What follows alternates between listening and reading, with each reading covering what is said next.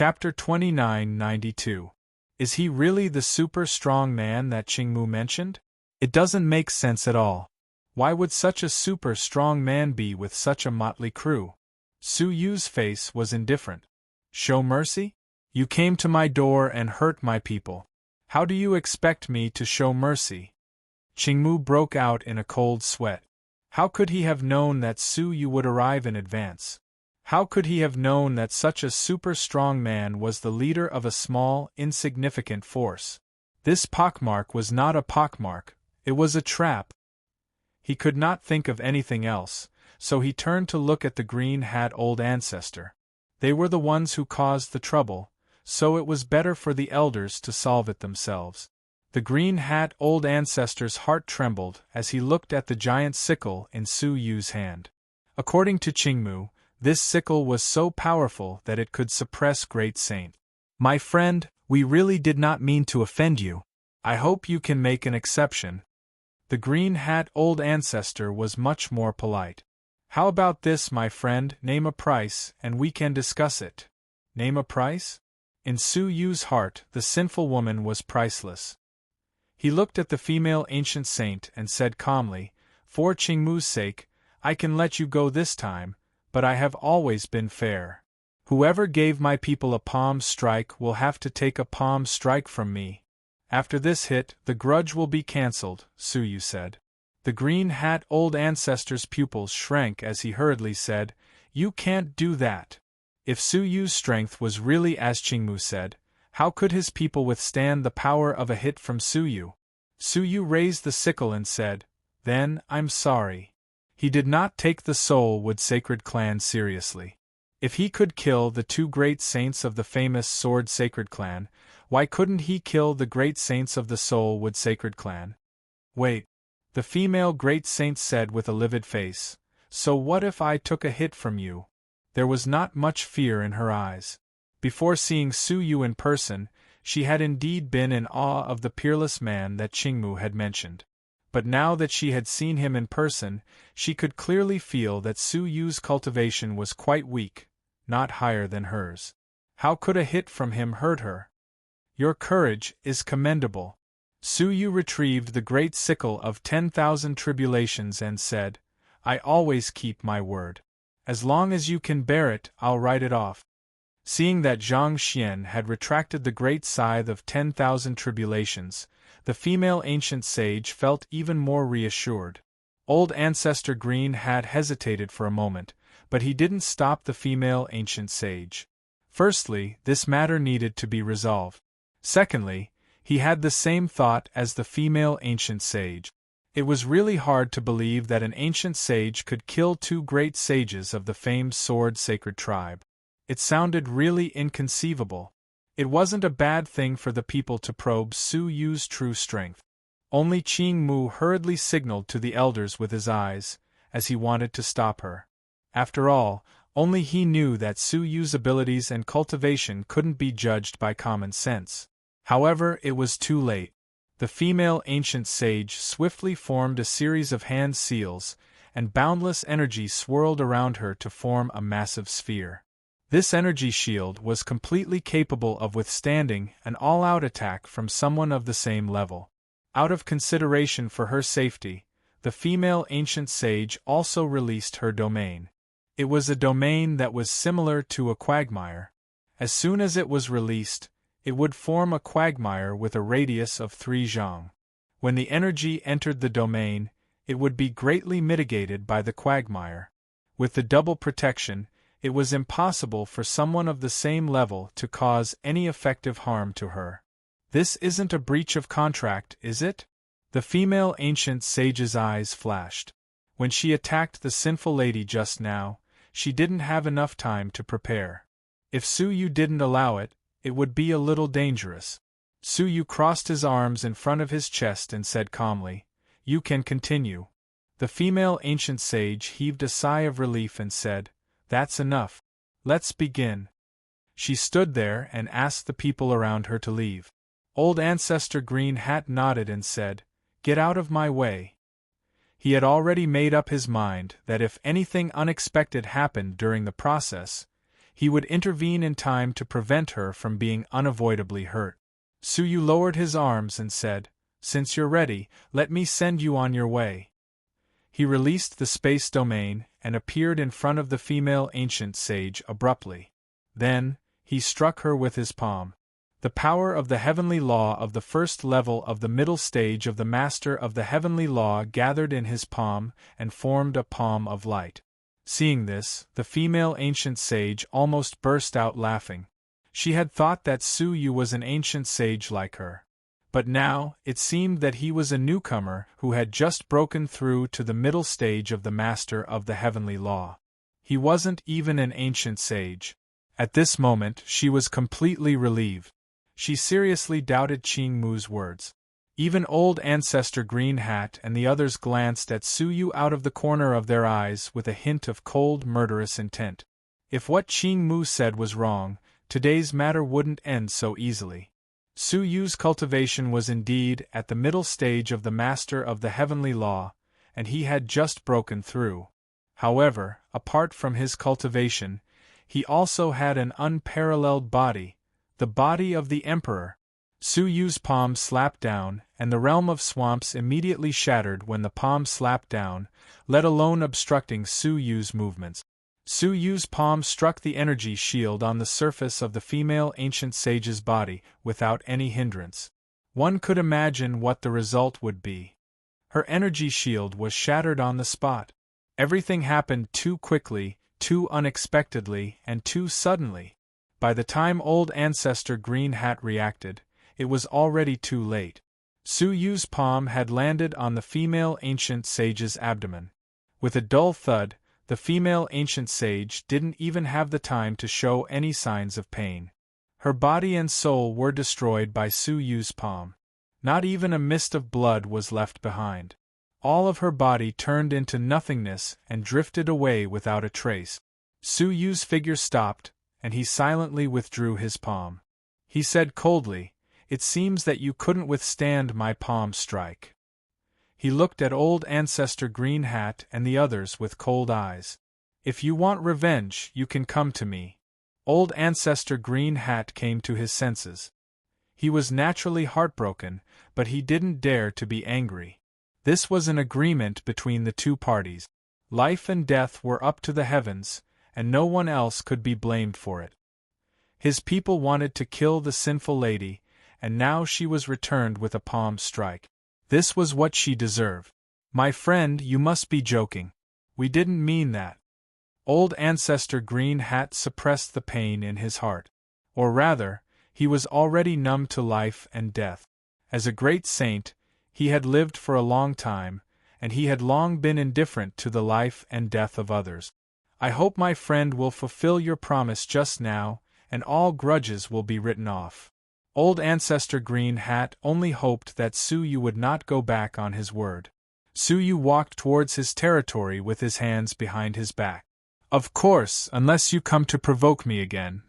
"We wouldn't dare," old ancestor Green Hat said sincerely as he watched Suyu enter. After Suyu, the sinful lady, and the others left, old ancestor Green Hat also led the people of the Soul Wood Saint clan away with a heavy heart. "Old ancestor, we made a mistake this time. Not only did we offend that super strong man, but we also lost an important member of our clan," one of the ancient sages said sadly. Old ancestor Green Hat's expression was full of vicissitudes of life. "Now that things have come to this, resentment won't help. We'd better find a way to make up for it." He looked at Qing Mu and said, "In the future, you should spend more time with the Cauldron." "Yes, old ancestor," Qing Mu said. After a pause, old ancestor Green Hat's eyes flickered slightly. "In addition, today's incident will be strictly sealed. Even the fact that we came here will be kept a secret. Don't tell anyone." Everyone came back to their senses after thinking. Chapter 2993. Within the Huang family's territory, Suyu helped treat the sinful lady's injuries. Fortunately, the sinful lady's body was special, and with just a simple treatment, she began to recover on her own. "I'm really sorry. My strength is too low and I've dragged you down." The sinful woman apologized. Suyu hurriedly said, "Please don't say that. When I wasn't around, you were the one leading the cauldron. Why would I blame you?" After a pause, Suyu said, "Haven't you used the primordial energy I gave you?" When he had obtained the primordial energy from the famed Sword Sacred clan, he had given the sinful girl a drop of it. With the help of that power, sinful girl's cultivation should have increased by several levels, so why was she standing still? The sinful girl remained silent. Suyu furrowed his brows and asked, "Can you tell me where the primordial energy went?" It was clear that the sinful lady did not use the primordial energy, but it was unknown where she used it. "I can't tell you," sinful girl answered directly. Suyu was flabbergasted. Could it be that the sinful woman has used it for some unspeakable purpose? Is she trying to hide it? Why? Suyu asked. The sinful lady said expressionlessly, "It's my freedom to use it wherever I want. Please don't ask any more." Suyu did not speak any further as he was somewhat displeased. No matter what, he had painstakingly obtained the primordial energy. Giving a drop to the sinful girl was because he hoped that she would use it wisely and improve her cultivation. But now, it seemed that the sinful girl did not cherish it. "Fine, it's up to you." Suyu stood up and said, "You can heal your injuries by yourself now. I will take my leave first." He left the secret healing room and stood in midair, looking at the area of light. The size of this place was actually not much smaller than the size of the Johjo continent. It could accommodate all the living creatures that Suyu had collected along the way. Looking at the scene of them setting up camps and rebuilding their homes, Suyu felt a sense of warmth that he hadn't felt for a long time. A lifetime of instability, half of a lifetime of scheming. Only these creatures that had always followed him firmly could give him a trace of home harbor. "My old friends from Shunyue Island, where are they?" Suyu's gaze swept across the area and discovered an island in the middle of the sea. Many of the people of Mystic Moon Island had rebuilt their homes in the sea. Suyu sighed with emotion as he took a step forward and appeared in the sky above the island. Suyu turned into a stranger and entered the city as he watched the creatures quickly familiarize themselves with it and gain control of it. The bustling crowd was happily accepting the brand new territory. As Suyu strolled along, he felt the same way he did in the past. However, 200 years had passed, and the old friends of the Mystic Moon Island were all mortals. Their lifespans had long passed. The ones in front of him were actually the descendants of those old friends. "I heard that the royal prince is sick. I wonder if he can make it." "It's very difficult. In fact, the Duke had already died of illness a year ago. It was all thanks to that fairy using the god dew to prolong his life. But for those who have reached the end of their fates, it's futile no matter how we try to keep them." Suyu was shocked. The Duke was Qin Xianer's father, the Duke of Xianyu. He felt a deep sense of shame. He was always on the move, so he didn't even have the time to care about his father-in-law. With a tap of his foot, Suyu appeared in a house. As soon as he entered, Suyu was stunned by the scene in front of him. In front of him was the mansion of the Duke of Xianyu from 200 years ago. The garden, the study, and the courtyard were all the same. He still remembered the scene in the courtyard, when Qin Xianer wore a cute pink dress, waving her little fists to show off to him. He still remembered the loving voice of the Duke of Xianyu in the study. He also remembered the scene in the garden, when he taught Xia Jingyu the concept, and Qin Xianer foolishly watching from the side. It all seemed like yesterday. It was so familiar, yet so distant and strange. "Who's here?" A hoarse voice came from the front yard. Suyu looked over. Even with the wall separating them, he could still clearly see the scene on the other side. A white-haired old man with striped face was lying peacefully on a bamboo chair, enjoying the afternoon sun. He held a fan in his hand, slowly fanning himself. His eyes were lonely as he looked at the boundless vault of heaven. "Who is it? Is my Xianer back?" He was the Duke of Xianyu. 200 years. Things remained the same, But people had changed. The flowers and grass were the same as they were 200 years ago, unchanged. Only the valiant county king had aged considerably. Su Yu's eyes were moist. He could feel that the Duke of Xianyu did not have much time left. This was not something that could be made up for by raising one's cultivation base or using all the elixirs in the world. Even as a mortal, it was already a miracle that he had lived to this day. "It's me," Su Yu said softly. He walked with the footsteps of a mortal, passing through the crescent door and arriving in front of the Duke of Xianyu. The Duke of Xianyu's eyes widened. He struggled to sit up, saying, "So it's you. Quick, come and sit." He pointed to the stool beside him, a smile finally appearing on his sickly face. Su Yu said shamefully, "I'm sorry, father-in-law. I can only see you now." The Duke of Xianyu's face did not show the slightest bit of blame, only boundless joy.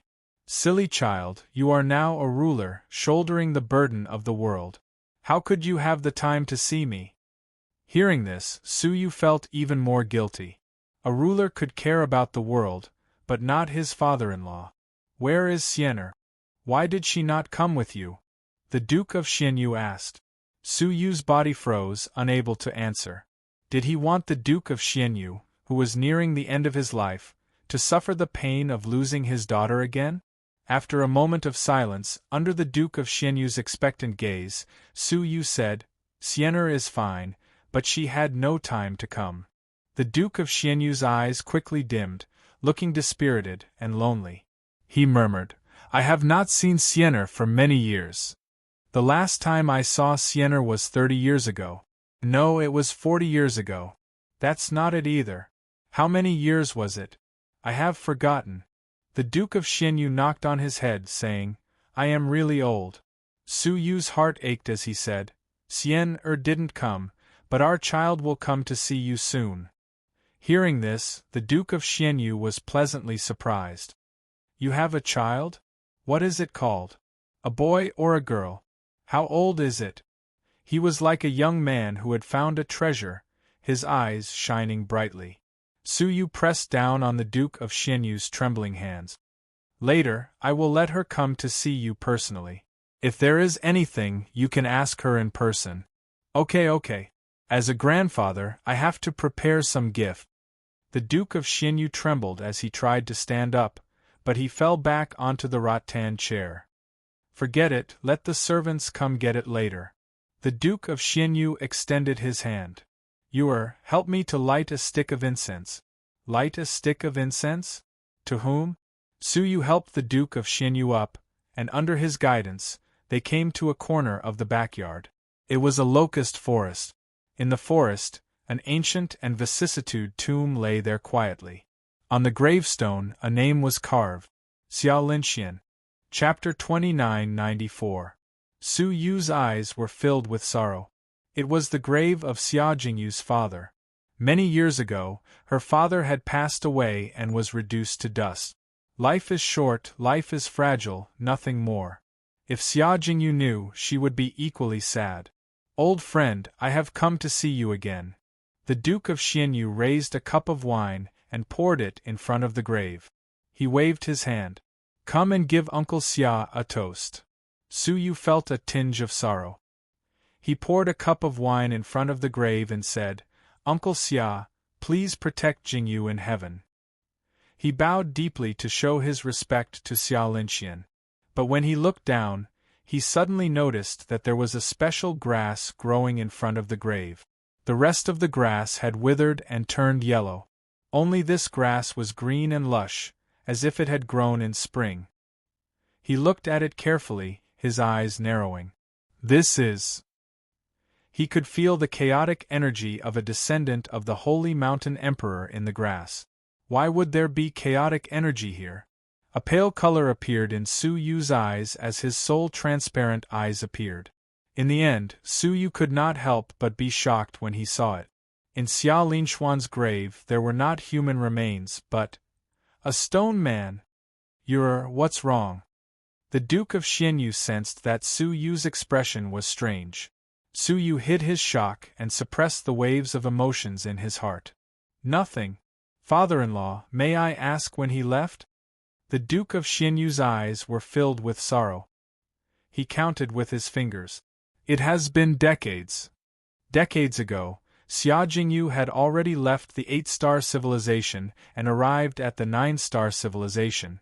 Did my father personally bury him? Su Yu asked again. The Duke of Xianyu nodded his old head. Yes, the descendants of the Xia family were declining, and he was the only one left in this world. No one was there to bury him, so I had to personally take care of his funeral. Su Yu's heart was in turmoil as he listened. Why was Xia Jingyu's father a descendant of the Holy Mountain Emperor? Even if Xia Jingyu was Mirrorflower Emperor's vessel, there was no need to arrange for a descendant of the Holy Mountain Emperor to remain in this world. Right. The Duke of Xianyu suddenly thought of something and said, "You are whispering to me. I am old and muddled to have forgotten one thing." Trembling, he took out a small box from his sleeve and said, "This is what your Uncle Xia asked me to give you before he died. It's a pity that you didn't come, and it's been delayed until now." Something left behind before he died? Su Yu was suspicious. How could Xia Linxian confirm that Su Yu was still alive decades ago?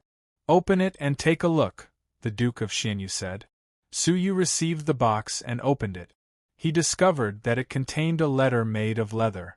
The Duke of Xianyu said, "I do not understand why my old friend left you an empty piece of vellum. But before he died, he repeatedly told me to hand it to you." Su Yu looked at the vellum. With the Duke of Xianyu's mortal body, the vellum was indeed empty. However, Su Yu was different. He had the body of a sacred mountain son of heaven, and his body was filled with the power of primal chaos. Hence, he could tell at a glance that the vellum was filled with a strong chaotic energy.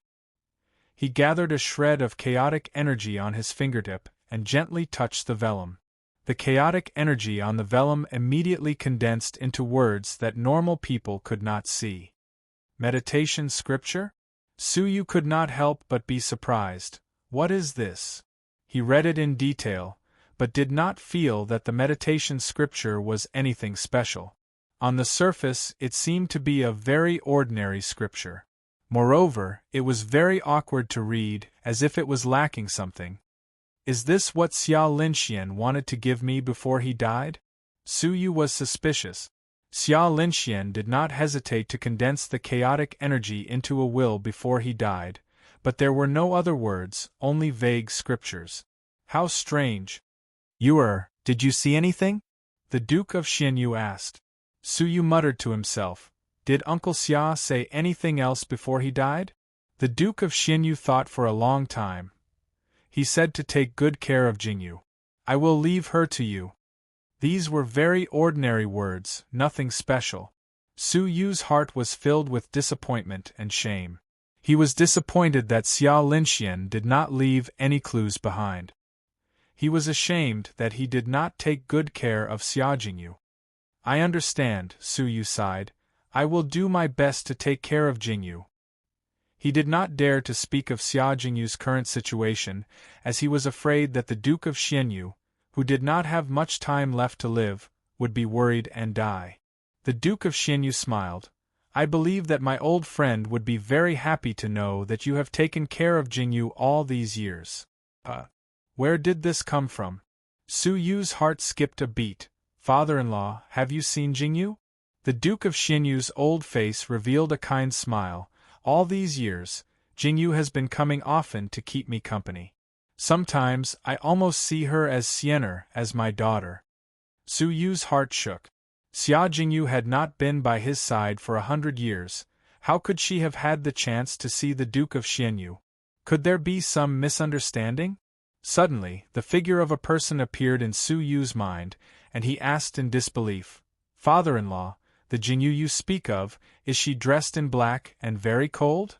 The only person around him that the Duke of Xianyu would mistake for Xia Jingyu was the sinful daughter. The Duke of Xianyu was stunned. It is true that she is dressed in black, but she is not cold. When she is by my side, she often smiles. But she does not talk much. After a pause, the Duke of Xianyu said, "Why is she not xiaojing you?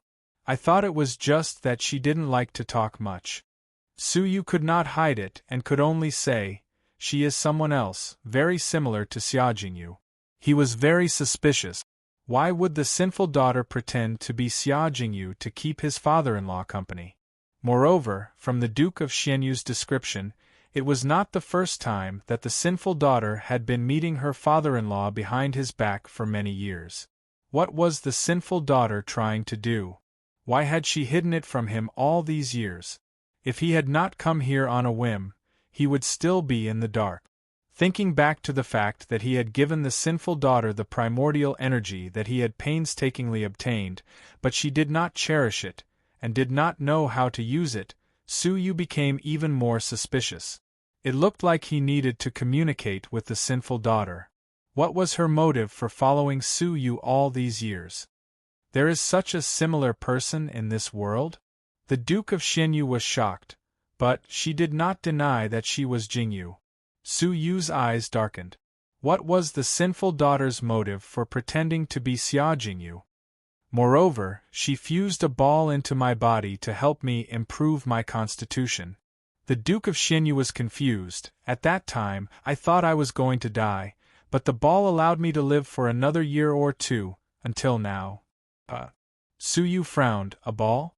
The Duke of Xianyu said, "It looks like a water droplet, and it is filled with very pure energy." Hearing this, Su Yu's pupils shrank. Chapter 2995. She said you sent someone to give it to me. The Duke of Xianyu's eyes were filled with surprise.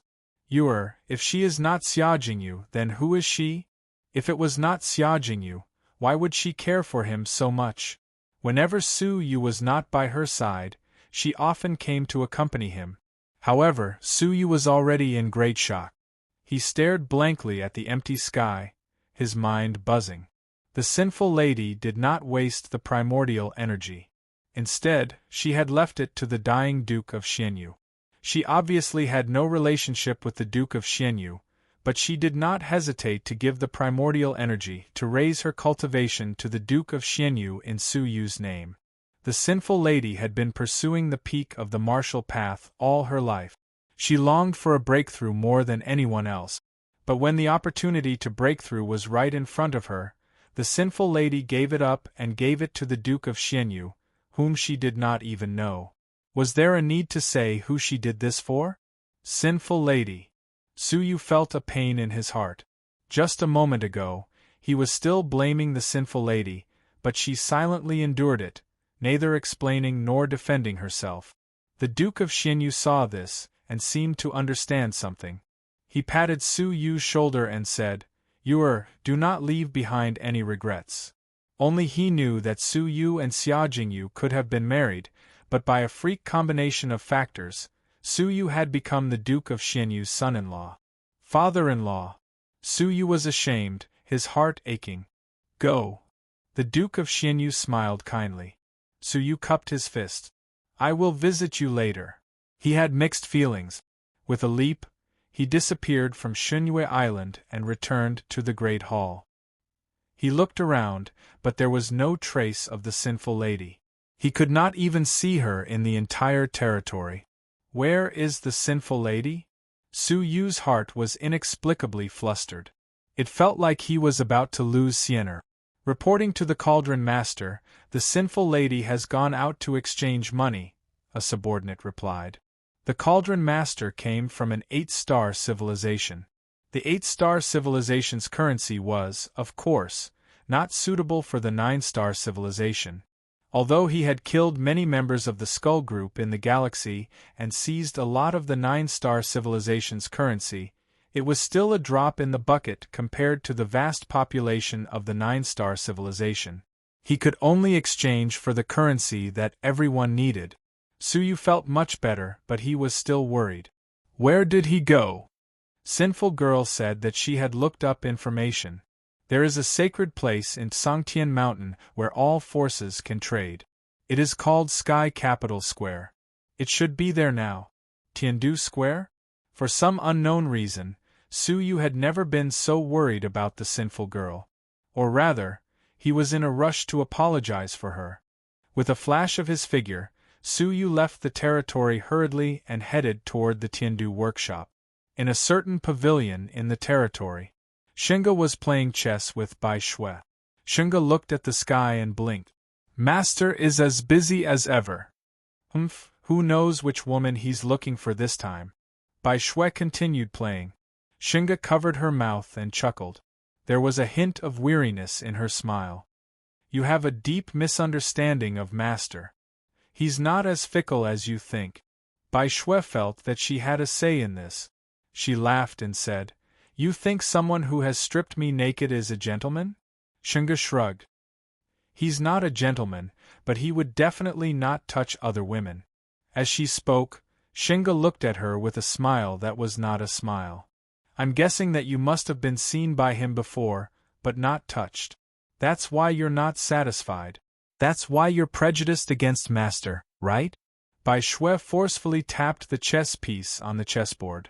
What nonsense are you spouting? Why would I fall for this liar? Xinge's smile faded, replaced with a serious expression. It's best that you don't fall for him. Otherwise, you'll suffer for the rest of your life. Because you won't get him.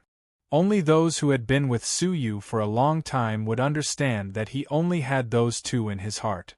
At the same time, Tiandu workshop.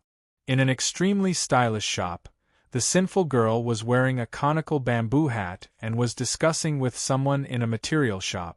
This shop was the largest material shop on Songtian Mountain. The Guangtian Pavilion accepted all kinds of rare materials. The second shopkeeper of the shop was holding the space ring of the sinful girl, examining the items inside. After looking for a moment, he shook his head expressionlessly. Send more precious items to the Guangtian Pavilion next time.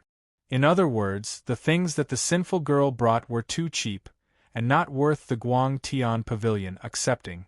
The sinful girl had spent her entire life cultivating, and had never asked about the trade of resources. Thus, she was not good at conversing with others. But now that she was in charge of the cauldron, even if she was not good at it, she had to bite the bullet. What about these? The sinful girl took out another space storage device and passed it to the shopkeeper. The shopkeeper swept through it and was surprised. Some of the items in the space storage device were extremely precious, but there were also low-quality items. They were all jumbled together, and it was obvious that the owner of the space storage device was not good at organizing. His eyes glowed. How about this? I'll be kind and buy it for 100 million soul stones. The so-called soul stones were the common currency issued by the Holy Mountain. Regardless if it was a 9-star civilization or an abandoned civilization, they could all use the soul stones to trade and buy what they wanted. 100 million soul stones was not a small number. But the space storage device in the hands of the sinful girl contained the most important core resources of the skull unit. How could its value be just 100 million soul stones? The shopkeeper clearly saw that the sinful girl was too inexperienced, and thus intentionally swindled her. He wanted to see if he could obtain the core resources at a low price. Can't it be more? The sinful girl asked. She did not know that the moment she opened her mouth, she revealed her nature of not being good at conversing. The shopkeeper's face was taut, and he had a look of disdain. I only reluctantly accepted it because of your sincerity. Since you think it's worth it, then take it back. As he spoke, he pushed the space storage device back. The sinful girl's face revealed a rare apologetic expression. I'm sorry, then, as you said, 100 million soul stones. Forget it, forget it. I'll be a good person again, the second shopkeeper said impatiently. The sinful girl thanked him profusely. Thank you, shopkeeper. Thank you. This was probably one of the few times in her life that she treated someone so courteously. The second shopkeeper extended his palm, and was about to take the space storage device in his hand, but a palm appeared out of thin air, and pressed down on the space storage device. We're not selling it. The owner of the palm was none other than Suyu, who had rushed over in time. In fact, he had already been here for a while. He had witnessed the whole process of the sinful girl negotiating with someone, and his heart was filled with an indescribable emotion. The once sinful girl, how beautiful and peerless was she! She was as cold as an ice mountain, and her powerful abilities shook the galaxy. She had chased after him for several years. Even when the heavens and earth were torn apart, her expression did not change. She was like a goddess from the heavens, worthy of respect and fear. But what made her lower herself and bargain with others? She even forced a smile, apologized, and looked at others' faces? Chapter 2996. The sinful lady had changed because of him, hadn't she? The ruthless woman, who had always been a loner and devoted herself to pursuing the martial path, had lowered herself for him, changed herself for him, and made sacrifices for him silently. For a moment, Suyu felt that it would have been better if the sinful lady hadn't met him. "Why are you here?" the sinful lady asked as she tilted her head to look at him. Suyu hesitated for a moment, then put his other hand on her shoulder. The sinful lady's calm eyes trembled, and her body stiffened. For the first time, a blush appeared on her snow-white cheeks. She wanted to speak, but her mind was blank. Her heart was pounding as if something was pounding inside. It was a wonderful and strange feeling, one that she had never experienced in her life. Suyu whispered in her ear, "I want to see you." Upon hearing that, the sinful lady's pupils shrank. Her heart felt as if it was being held by a strong hand, making it difficult for her to breathe. "You want to see me?" This was probably the most touching thing that the sinful lady had ever heard from Suyu. Although it was only 3 words, they shocked the sinful lady greatly. "Then, say sorry," Suyu said apologetically. The sinful lady, who was usually indifferent and concise, couldn't even speak fluently at the moment.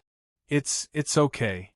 She looked into Suyu's eyes, only to find that he was looking at her as well.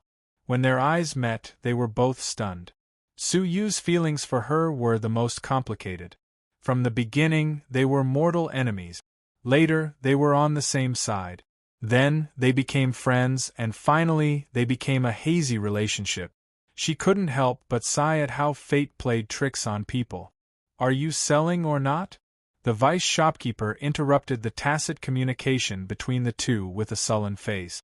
The sinful lady came back to her senses, looked away, and said, "Listen to him." The vice shopkeeper looked at Suyu, who said without hesitation, "No."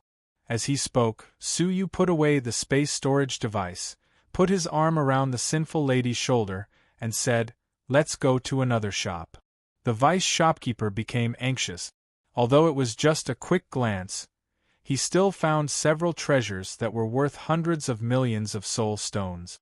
If he could get his hands on them, it would be a huge windfall. "Wait. The price is negotiable." The vice shopkeeper stood up and stopped her. The sinful lady looked back at him and asked, "Didn't you say that you would only accept me if I did something good?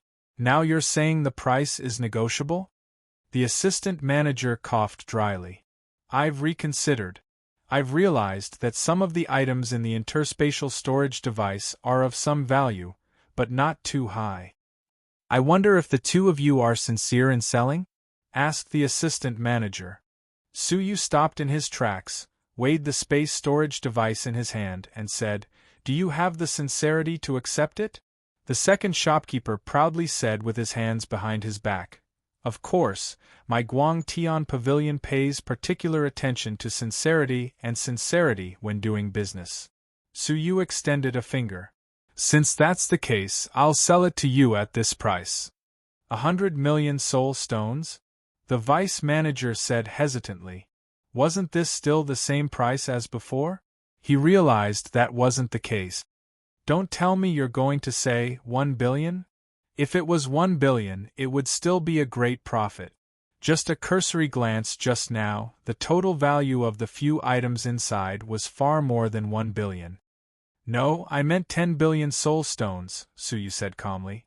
The Skull Unit had plundered the resources of the Milky Way for many years. 10 billion was a small amount. Guangtian Pavilion still had money to earn. "What? 10 billion? Are you crazy? The second shopkeeper laughed angrily. What kind of concept was 10 billion soul stones? The annual income of each of the 3 great saint families was only this amount. How was it possible to make a transaction of 10 billion at once? The black-robed man in front of him must be crazy about money, right? Suyu did not say a word. He took out one precious item after another from the space storage device and placed them on the table. Taiha ichthyosaur, worth at least 100 million soul stones. Tian jade coral, worth 150 million soul stones. 7th grade doctrine artifact, black dragon gut sword, worth 200 million soul stones. Suyu took out the relatively precious items from the space storage device one by one. There were dozens of them. These add up to a value of 10 billion. Suyu looked at the pile of items on the table and shook the space storage device in his hand. In addition, there are some precious items that haven't been counted yet. Now tell me again, who is the crazy one who wants to buy these items with 100 million soul stones? Suyu asked rhetorically.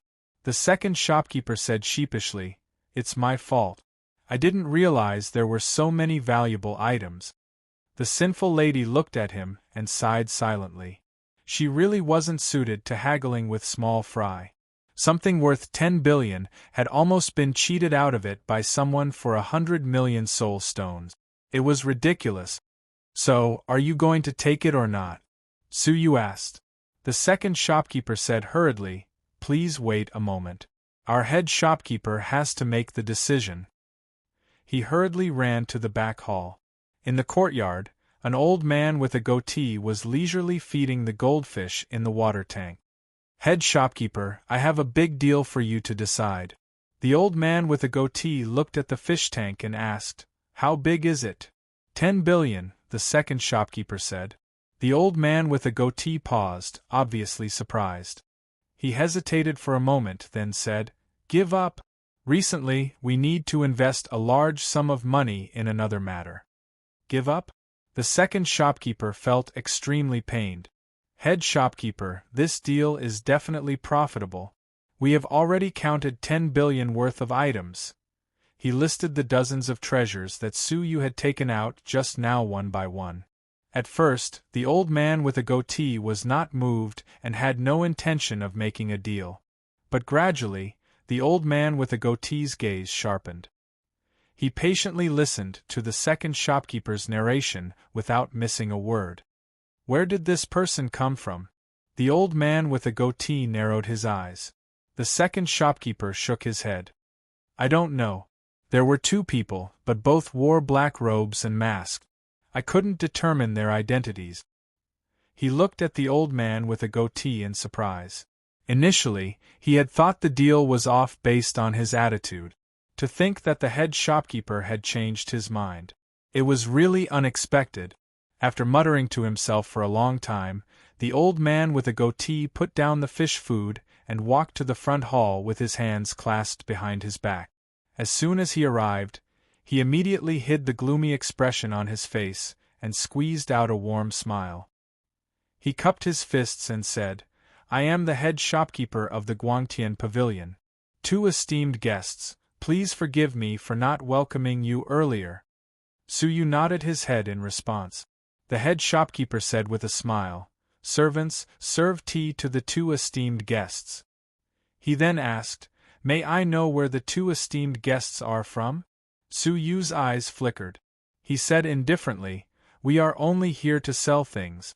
We have no time for idle chatter. If you think this deal is inappropriate, we can find another seller." It was too naive to want to know his background. "We are willing, but compared to the goods, we would rather be friends with you," the head shopkeeper said with a smile. Suyu did not say a word. He put away the space storage device and said, "Let's go." The sinful lady was puzzled. Was he not going to sell? Or was this his way of bargaining? "Please wait. The Guangtian Pavilion is willing to make this deal with you," the head shopkeeper said hurriedly. "The price will be as you said just now, 10 billion soul stones." However, Suyu did not even turn his head. He said decisively, "I'm sorry, I'm not selling." The head shopkeeper said immediately, "The price can be higher." Suyu said indifferently, "I said, I'm not selling." He left the Guangtian pavilion after saying that. Outside the shop, the sinful lady said, "We can sell it for a higher price. Why wouldn't we sell it?" Suyu's eyes shone brightly. He said in a deep voice, "Don't you think this head shopkeeper is far more interested in us than these resources?" Chapter 2997. The sinful lady thought about it carefully and said, "That seems to be the case. They have been trying to guess our origins." Suyu looked back at the board of the Guangtian pavilion, then looked down at the space storage device in his hand. Maybe these stolen goods have something to do with them. When he had killed the skeleton group's Gai Tian demon, he had revealed his identity as a great saint family from a 9-star civilization before he died. The space storage device must have had something unique to that family, which was why he had been recognized. However, Suyu had no regrets now that things had come to this. He and the sinful lady went to another shop and easily sold the goods for 10 billion soul stones. "You will keep all of this money." Suyu gave her all the soul stones he had obtained. The sinful lady was startled. "Aren't you afraid that I will take it all away?" 10 billion soul stones was not a small amount. Suyu was too confident in her. "Based on your care for the Duke of Xianyu, you can take 100 billion soul stones if you want." Suyu looked into her eyes. The sinful lady's cold eyes were suddenly filled with panic. Suyu's unexpected words had pierced her heart. For no reason, she had taken care of Suyu's father-in-law. Was there a need to explain why? Suyu took out another jade bottle, which contained 10 drops of primordial energy. "Come with me." He took a step forward and brought the sinful lady back to the secret room in his territory. "Consume it." This time, Suyu personally supervised the sinful lady's usage. She had no choice but to consume it on the spot. Suyu followed behind her, helping her quickly dissolve the medicinal effects. Meanwhile, in the Guangtian pavilion, the shopkeeper was still standing at the door, his expression constantly changing. "Did you buy it?" he asked coldly when the second shopkeeper returned. The second shopkeeper held a jade box in his hand and brought it to him. "I bought it from the Howran Tower for 3 billion. The shopkeeper opened the jade box. There was a white crystal inside, with a golden liquid flowing within. "It really is the heavenly flowing cloud crystal," the shopkeeper murmured. This was one of the items in Suyu's space storage device. He had sold it to the Howran Tower for 300 million. Obviously, they wanted to buy it back, so the Howran Tower naturally asked for a price of 3 billion. The second shopkeeper felt his heart ache. He had spent billions of soul stones for no good reason. This was a huge loss. However, the head shopkeeper specifically said that he wanted to buy this item back, and said that he would not hesitate to pay any price, so he could only allow the Howran building to state a price. "Head shopkeeper, what should we do if the higher-ups find out that we're spending money so recklessly?" asked the assistant shopkeeper worriedly. The head shopkeeper's expression was cold as he said, "If the higher-ups know that the heavenly flowing cloud crystal is here and we turn a blind eye to it, that would be truly troublesome." He packed up the skyflow cloud crystals and put on his bamboo hat. "Take care of the shop. I'm going to the Covering Sky Saint clan to meet the master." Hearing this, the second shopkeeper's expression was abnormally solemn. The overwhelming Sky Holy Clan was a super holy clan, unlike the ordinary holy clans of Tsangtian Mountain. In such a sacred clan, it was possible that several super great sages with absolute strength would appear at any time. Although they were inferior to the famed Sword Sacred clan, they were definitely not weak. At that time, the news that the Huang family's territory had been occupied by a foreign force spread like wildfire. In just a few days, it had spread all over Tsangtian Mountain. Many factions on the mountain were startled. This was especially true for the Sacred Nether Clan and the Sacred Puppet Clan. The Sacred Nether Clan. An ancestral patriarch of the Great Sage clan was secretly investigating with nearly 20 ancient sages of the clan. How's the investigation of the foreign force occupying the Huang family's territory going? In the middle of the group was a child dressed in a simple gray robe. His face was very young, but his eyes were incomparably weathered. He was the ancestral patriarch of the sacred Nether clan, the great sage of the Nether clan. He was quite skilled in controlling ghosts and corpses. The intruders are from a small, unranked force called the Ding. I've never heard of them before, an ancient sage in charge of the investigation said. As far as I know, the strongest one is their leader. His strength is only at the first stage of the mid-stage of the Heavenly Law Lord. He hasn't even reached the ancient sage level. Is he that weak? The other dozen ancient sages discussed among themselves. The Huang family's territory is located in the center of Tsangtian Mountain. We've always given in to them for the sake of their surname. Now that all of their family members have disappeared, how can their territory fall into the hands of outsiders? Ancestral Patriarch, it's time to take back the Huang family's territory. The ancient sages suggested, but the ancestral patriarch of the Nether clan remained silent. After a long time, he asked, "What about the Greenwood Sacred Clan and the Puppet Sacred Clan?" The ancient sage in charge of the investigation pondered for a moment and said, "The two sacred clans haven't done anything yet. They probably haven't made a move yet." The ancient sages suggested again. Ancestral Patriarch, we must seize the territory before the two sacred clans realize what's going on. That's right, Ancestral Patriarch. We can't miss this opportunity. However, the Ancestral Patriarch of the Nether clan was exceptionally calm. His weathered eyes were filled with wisdom. Why do I feel that this is a trap? A trap? The ancient sages fell into deep thought. The ancient sage in charge of the investigation said, "Ancestral Patriarch, are you worried that the two sacred clans haven't made a move yet because they know something in advance?" The Ancestral Patriarch of the Nether clan nodded slightly. "I dare not say for the Puppet Sacred Clan. They are obsessed with making puppets and aren't interested in expanding their territory. However, the Greenwood Sacred Clan has always been extremely interested in territory because they need to reproduce. The Greenwood Sacred Clan has paid a huge price for the Huang clan's territory.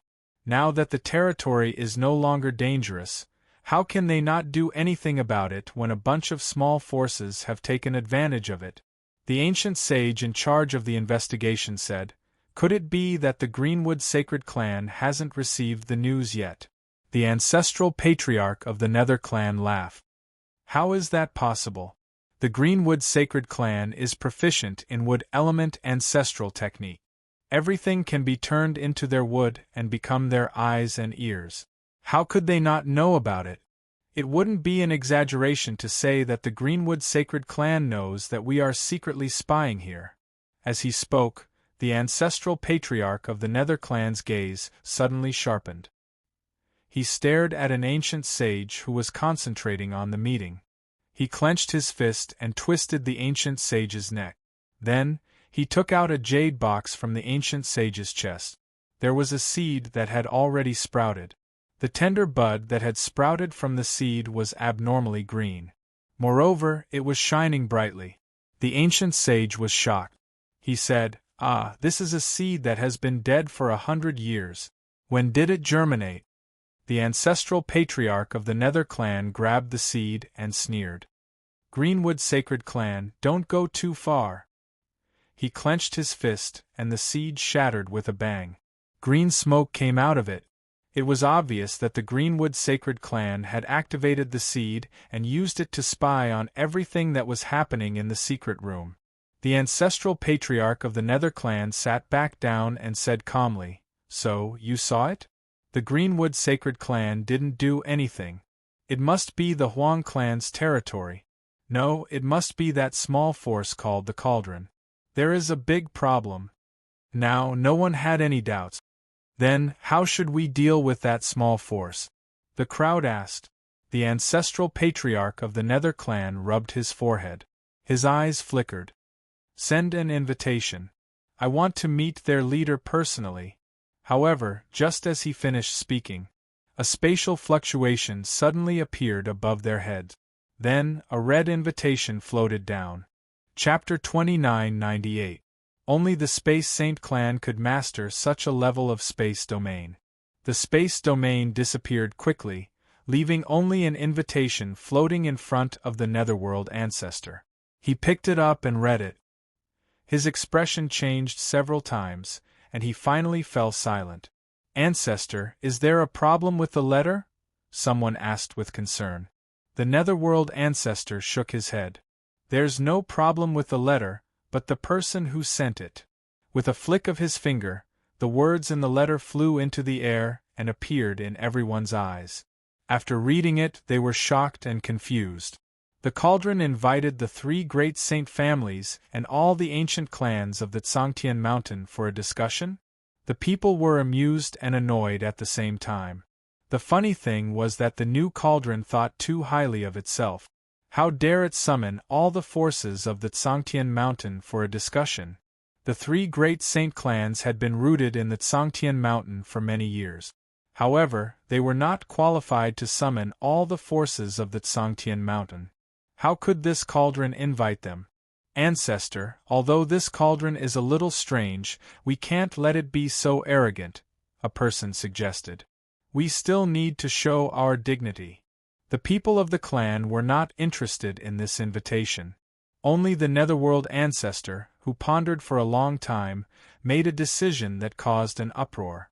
Prepare a generous gift, and we will attend the meeting on time. What? The dignified Saint clan was going to bow to a small force and participate in their discussion? Was this a joke? If they attended this meeting, how could the Netherworld Saint clan raise their heads in the Tsangtian Mountain in the future? I have made up my mind, the Netherworld ancestor said in a low voice.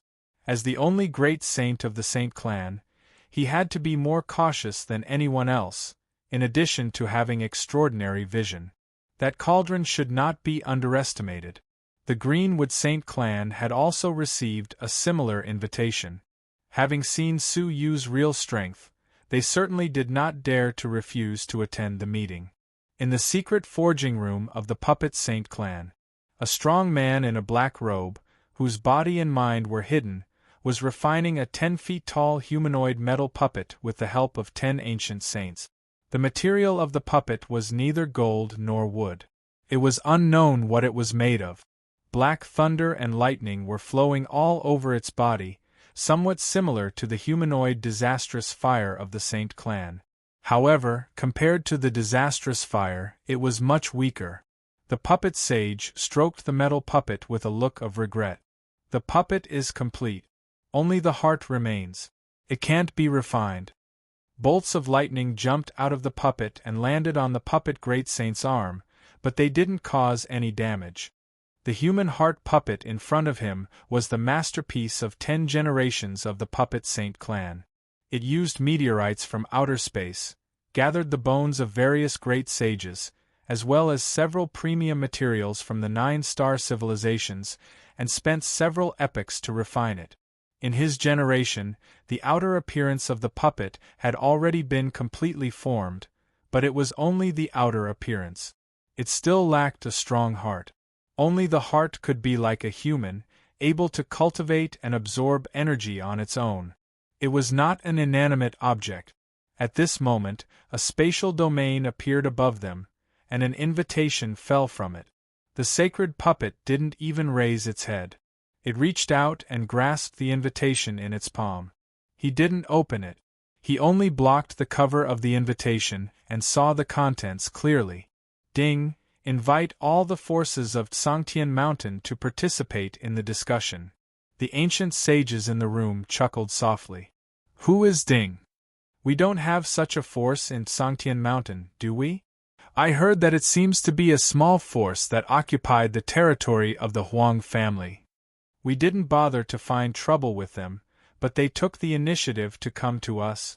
The puppet great saint took a look at the invitation and crushed it expressionlessly. He said indifferently, "Don't worry about it. Continue with the refinement." Almost all the forces in Sangtian Mountain received the same invitation. Most of them snorted and refused to participate. Only a few of them said they would participate. In the territory, Su Yu was guarding the sinful lady. She had refined all the medicinal power and lived up to everyone's expectations.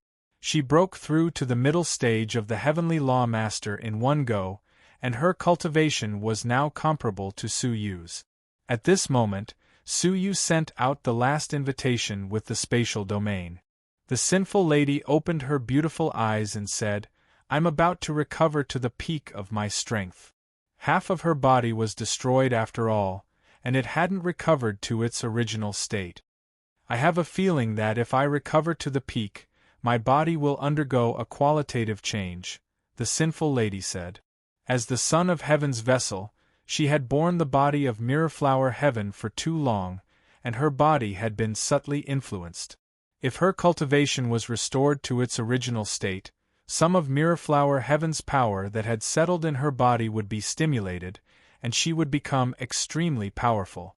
Su Yu looked at her deeply and said, "If such a day comes, remember to remind me to guard you at all times." To be honest, he didn't think it was a good thing. He had only transplanted one of Mirrorflower Heaven's hearts, and she had almost taken over his body.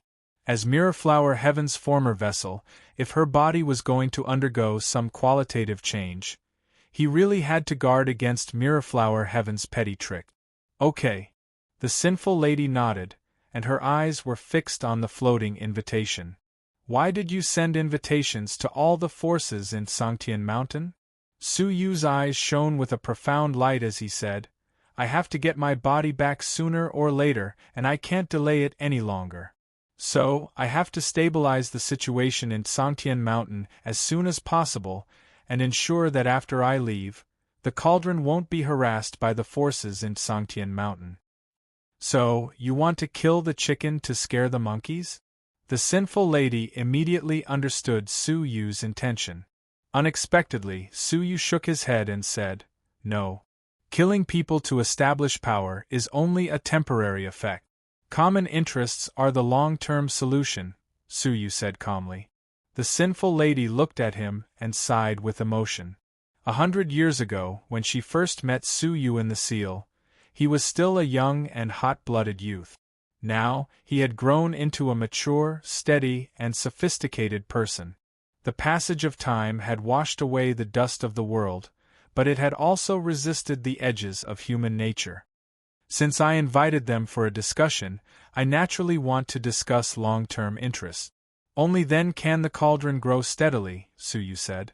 The sinful lady chose to stand beside him and said, "I really want to help you." Her words were filled with deep helplessness and powerlessness. 100 years had passed, and she could no longer catch up with Su Yu's pace. At the moment, even though her cultivation had improved, she couldn't help Su Yu much. Su Yu patted the back of her hand and smiled warmly.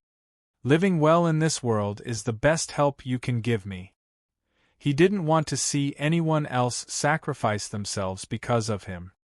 His life was too heavy, so heavy that it couldn't bear any more. "Okay." The sinful lady looked at him and smiled, her heart warm. Then, Su Yu and Bai Shui chatted in detail. "Hey, when can the sculpture seal be made? Those old guys of the Heavenly Law Alliance are waiting for my answer." Bai Shui rested her chin on her hands and said bitterly. She had followed Su Yu and the others to Sangtian Mountain to wait for Mo Heng to make a new sculpture seal. Su Yu said, "I have already sent an invitation to the Puppet Saint clan in charge of the fire reservoir. If they are willing to come, we can discuss in person and borrow their fire reservoir." If Mo Heng wanted to make a seal, he could only make use of the natural fire reservoir on Sangtian Mountain. And that fire reservoir happened to be occupied by the Puppet Saint clan. A trace of worry flashed in Bai Shui's eyes. "The Puppet Saint clan is not easy to deal with. Yesterday, I contacted the clan master of the Puppet Saint clan. He used to be a member of the Heavenly Law Alliance. In the end, He couldn't help me get the trial qualification for the fire reservoir, because the puppet saint and the ancient saints are determined not to let outsiders enter their fire reservoirs. Suyu raised his eyebrows slightly. Even the clan master couldn't persuade those old guys. Even if the puppet saint clan was willing to participate in the discussion, it would be impossible to persuade them. Let's hold the discussion first. If it doesn't work, we can just barge in. Suyu made up his mind. Chapter 2999. Forcing his way through was a last resort, and Suyu didn't want to do it unless it was absolutely necessary. That's more like it. Bai Shui's worry turned into joy as she held her chin and giggled. She was well aware of Suyu's strength. As long as he was serious, he could even flatten the puppet saint clan. Then, can I use the Yin-Yang Gate? Suyu asked. Ever since he had met the Duke of Xianyu once, his heart had been moved, and he wanted to find Xia Jingyu and reunite with her. As for recovering his body, that was the most urgent matter. No. Bai Shui shook her head regretfully. Just as I said before, the Yin-Yang Gate is the secret of the Heavenly Law Alliance. Only those who bring great benefits to the Heavenly Law Alliance can request to use it. The most direct method to obtain great benefits is to complete some of the missions issued by the Heavenly Law Union. The minimum requirement for accepting these missions is that one must be from an aristocratic family. Now, your Cauldron can be considered an aristocratic family, and is qualified to accept some missions from the Heavenly Law Union. Suyu sat down and asked, what mission do you think is most likely to get the Heavenly Law Alliance's old alliance masters to use the Yin-Yang Gate as a reward? Let me see. White Snow took out a thick stack of books. Here are all the possible missions for the next 3 years. Bai Shui took out a golden tome and flipped it open. The top missions are all in there. Suyu took it and looked at it. He could not help but be surprised. Great Sage level ominous beast killed, iron-eating giant bear. Searching for the extinct spirit herb, the Tao Rain immortal root. Suyu casually flipped through it and grinned. Your Heavenly Law Alliance is really ambitious. All of the missions in this golden booklet are extremely difficult missions that can only be completed by a great saint family. Are you sure that a great saint family will help you complete them? The price required to invite a great sage family wasn't something the Heavenly Tao Alliance could afford. Bai Shui said nonchalantly, what's so strange about that? My Heavenly Law Alliance might be an aristocratic family in name, but do you think that our true foundation is inferior to an aristocratic family? This really wasn't it. Suyu did not know how strong the old alliance masters were, but Bai Shui was already a great saint. In theory, a force with a great saint expert was enough to be classified as a sacred clan. But the Heavenly Law Alliance did not. Furthermore, the Heavenly Law Alliance's influence was so widespread that it could infiltrate every 9-star civilization or even 8-star civilization. In terms of influence, how could the Heavenly Law Alliance be inferior to the 3 sacred clans on the Hidden Heaven Mountain? How powerful is your Heavenly Law Alliance? This was the first time that Suyu was concerned about such a matter. Bai Shui proudly crossed her arms in front of her chest. In terms of combat power, I'm not any weaker than some of the Super Saint clans. Suyu was a little surprised. None of the Super Saint clans were simple. For example, the famed Sword Sacred clan. Their foundation was terrifyingly deep. He never expected the Heavenly Tao Union to be so powerful. However, it was no wonder that his branches could be spread all over the place without being attacked by the local holy race. Does this mean that trying to barge into the Heavenly Law Alliance by force isn't realistic? Suyu quashed such an idea. Bai Shui glared at him. Good thing you didn't, or you wouldn't even know how you died. Suyu asked curiously, since the Heavenly Law Alliance has such power, why didn't it become a holy clan? Bai Shui kept her mouth shut and pointed at the ceiling. Suyu understood. It must have something to do with the Saint Mountain Emperor. Once they became a holy clan, they would be monitored by the Saint Mountain Emperor. The Heavenly Law Alliance must have some secret they didn't want the Saint Mountain Emperor to find out, which was why they hadn't been promoted yet. So, many holy clans are willing to complete the missions on the Golden Book, in exchange for what they want from the Heavenly Law Alliance. Bai Shui raised her eyebrows, as if she had finally raised her head in front of Suyu. Suyu said, "Give me a suggestion. Which mission on the Golden Book would allow you to use the Yin-Yang Gate?" Bai Shui shook her head mysteriously. "Not a single one. The Yin-Yang Gate would not be handed over to outsiders easily." "Not one?" Suyu said impatiently. "Then why did you bring the Golden Book out? Wasn't that a waste of time?" Bai Shui took back the Golden Book. "I just wanted to tell you not to waste your time. If you want to use the Yin-Yang Gate, you would need to complete something even more difficult than the mission on the Golden Book. Even someone as powerful as you wouldn't be able to complete it." She was trying to dissuade Suyu from wasting his time on the Yin-Yang Gate.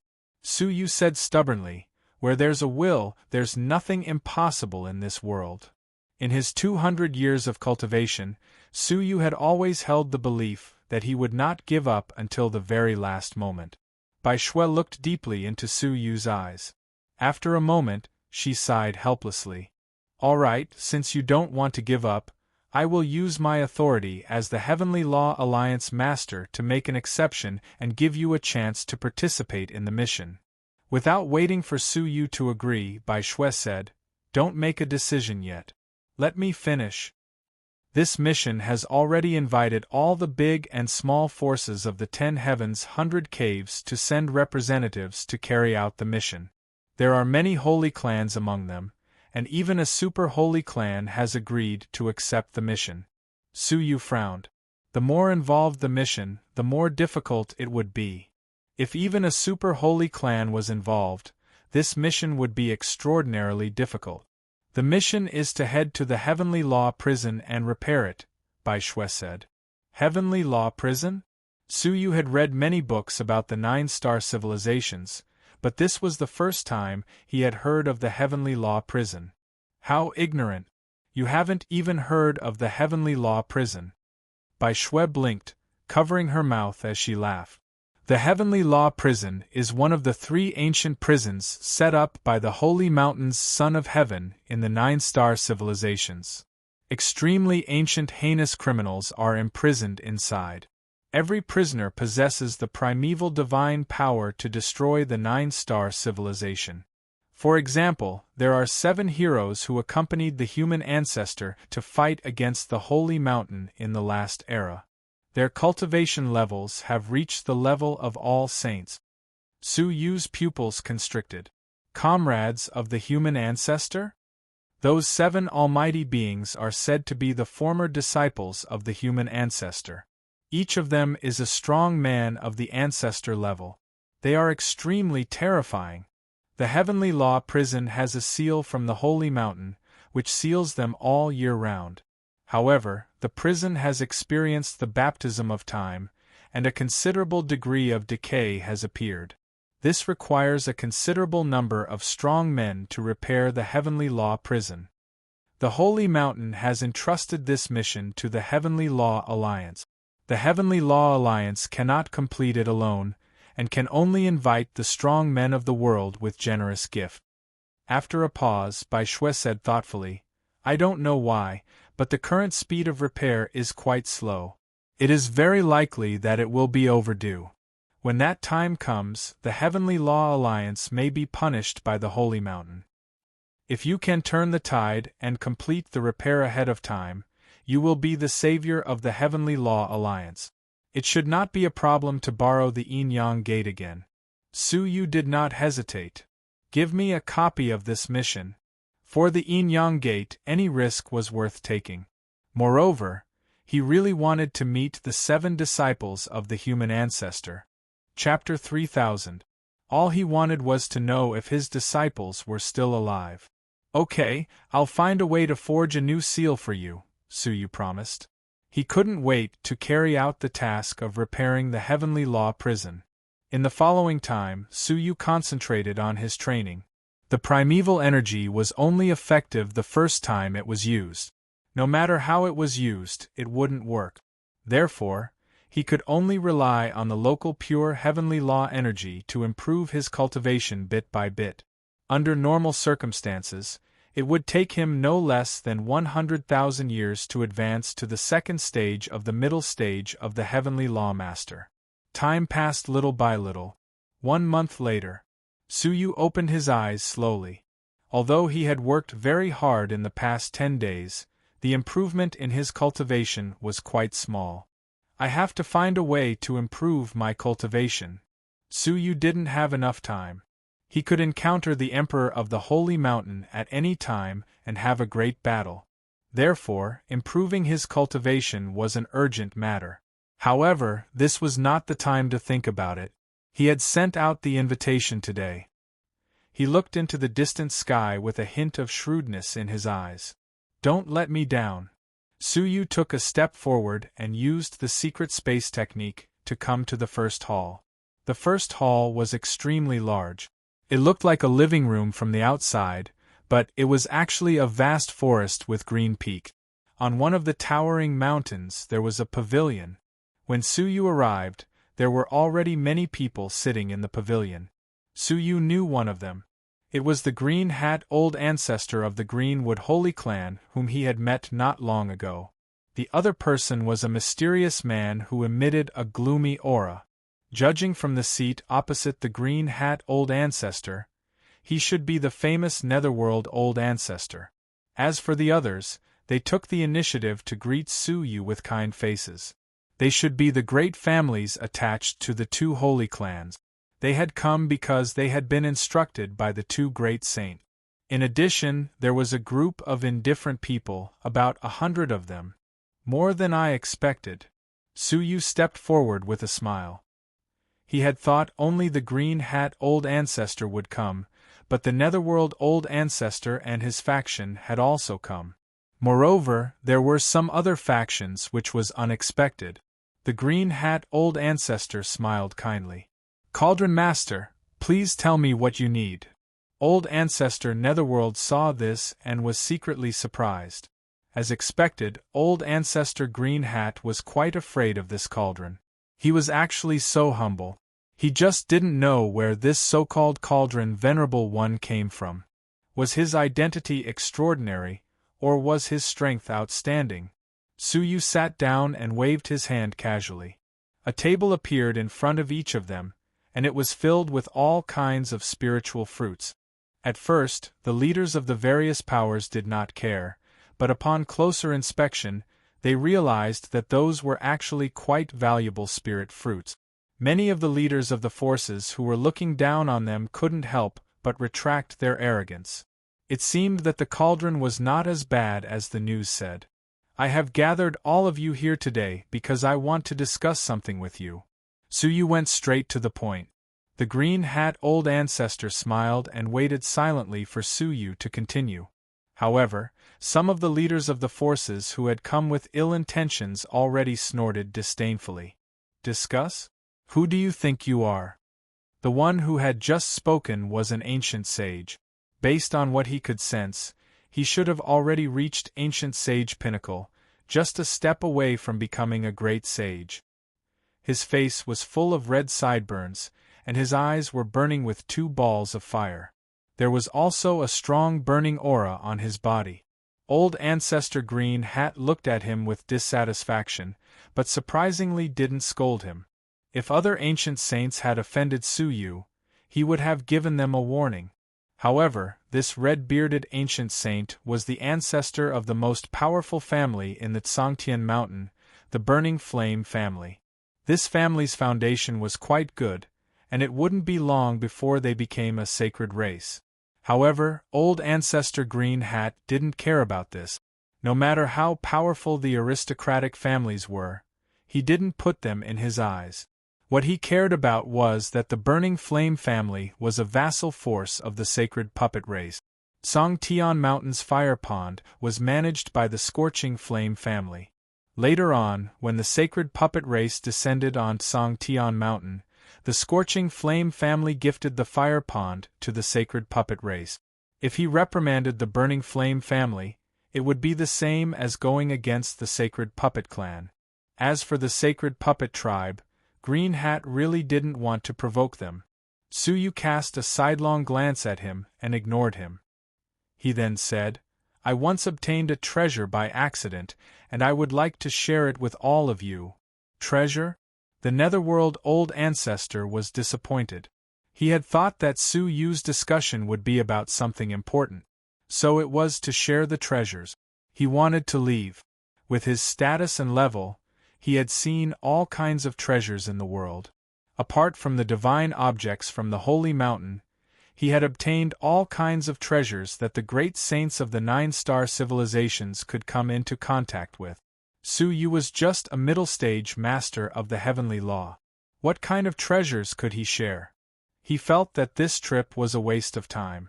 However, he suddenly glanced at Old Ancestor Green Hat and was surprised to find that Old Ancestor Green Hat didn't look impatient at all. Instead, his eyes were burning, and a hint of suppressed expectation flickered in his eyes. This surprised the Netherworld Old Ancestor. Could Suyu take out the treasures that Old Ancestor Green Hat was looking forward to? The rest of the people were not interested, especially the Burning Flame family ancestor. He waved his hand impatiently. All right, if you are here to share the treasures, I advise you not to take them out and embarrass yourself. What kind of treasures have you not seen? He wasn't here to participate in the discussion at all. He was here to deliberately cause trouble. Suyu wasn't annoyed. Just as he had said to the sinful lady before, he had invited them today not to establish his authority by force, but to negotiate with benefits. His palm flashed, and a jade box was spinning in his palm. The jade box was foggy, and a silvery stone could be vaguely seen inside. The heavenly fresh stone? The Burning Flame family ancestor snorted. Although this item is valuable, if you take it out and say it's a treasure to share, aren't you treating us like bumpkins? Although this item was precious, and they might not be willing to buy it, it would be a joke to share it with them as a priceless treasure. Suyu's expression was indifferent as he handed the jade box to the Old Ancestor Green Hat. Pass it around, one by one. Remember, you can only take a look at it. The Old Ancestor Green Hat was very curious. Wasn't it just a heavenly fresh stone? He had one in his storage space. What was so interesting about it? As he pondered, he opened the lid of the jade box and glanced inside.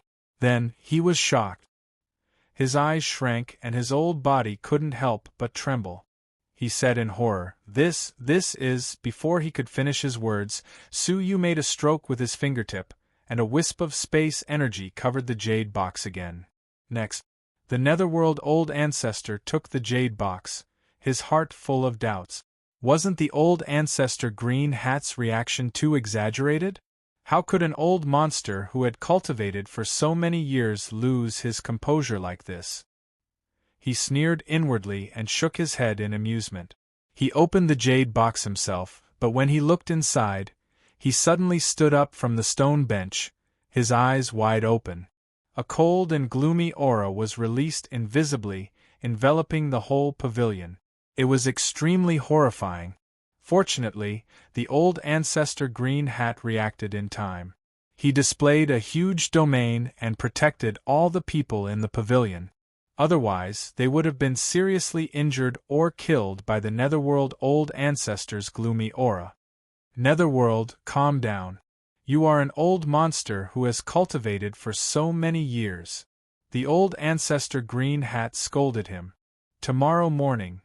Chapter 3001. The Netherworld Ancestor turned a deaf ear to him. He stared at the Heavenly Vitality Stone in the jade box without blinking. On the Heavenly Vitality Stone, the Netherworld Ancestor saw something unbelievable. His breath quickened, and he could not help but reach out his hand to touch the Heavenly Vitality Stone. However, at that moment, a wave of space energy surged over and covered the jade box again. Next, Suyu said. The Netherworld ancestor passed the jade box to the next person reluctantly. After the two vassal forces of the great saints saw it, they were equally shocked. This strange scene caused many of the forces that had not seen it to be completely baffled. What could have shocked the two old monsters so much? With their status, they had seen all kinds of treasures. Why were they so excited about a piece of heavenly vitality stone? Let me have a look. The burning flame ancestor stood up and snatched the jade box, trying to see what was inside. Before he could grab it, a wave of space energy swept the jade box away and returned it to Su Yu's palm. He said calmly, "We'll talk in batches. You stay behind." "Why?" The burning flame ancestor said with a straight face, "Are you disrespecting the burning flame family?" Su Yu looked at him and said indifferently, "I'm not familiar with the burning flame family, so you don't have to give me any face." He was mainly talking about the Saint clan, not the big families. Moreover, the big families who came were not friendly. Whether he would talk to them or not depended on Su Yu's mood. "Say that again?" The flames on the burning flame ancestor's body surged, and he looked like he was about to lose his temper. However, all of a sudden, the burning flame ancestor felt a chill run down his spine. He looked sideways and saw the Netherworld ancestor staring at him expressionlessly. His cold eyes were full of warning. He said slowly, "Be quiet." The burning flame ancestor was surprised. The Netherworld ancestor was speaking for Su Yu? What on earth was on the heavenly vitality stone? However, since the great saint had spoken, he had to restrain himself no matter how much he relied on the puppet saint clan. He snorted and sat down to observe the situation. The Netherworld ancestor looked at Su Yu and nodded. "It seems I didn't come here in vain."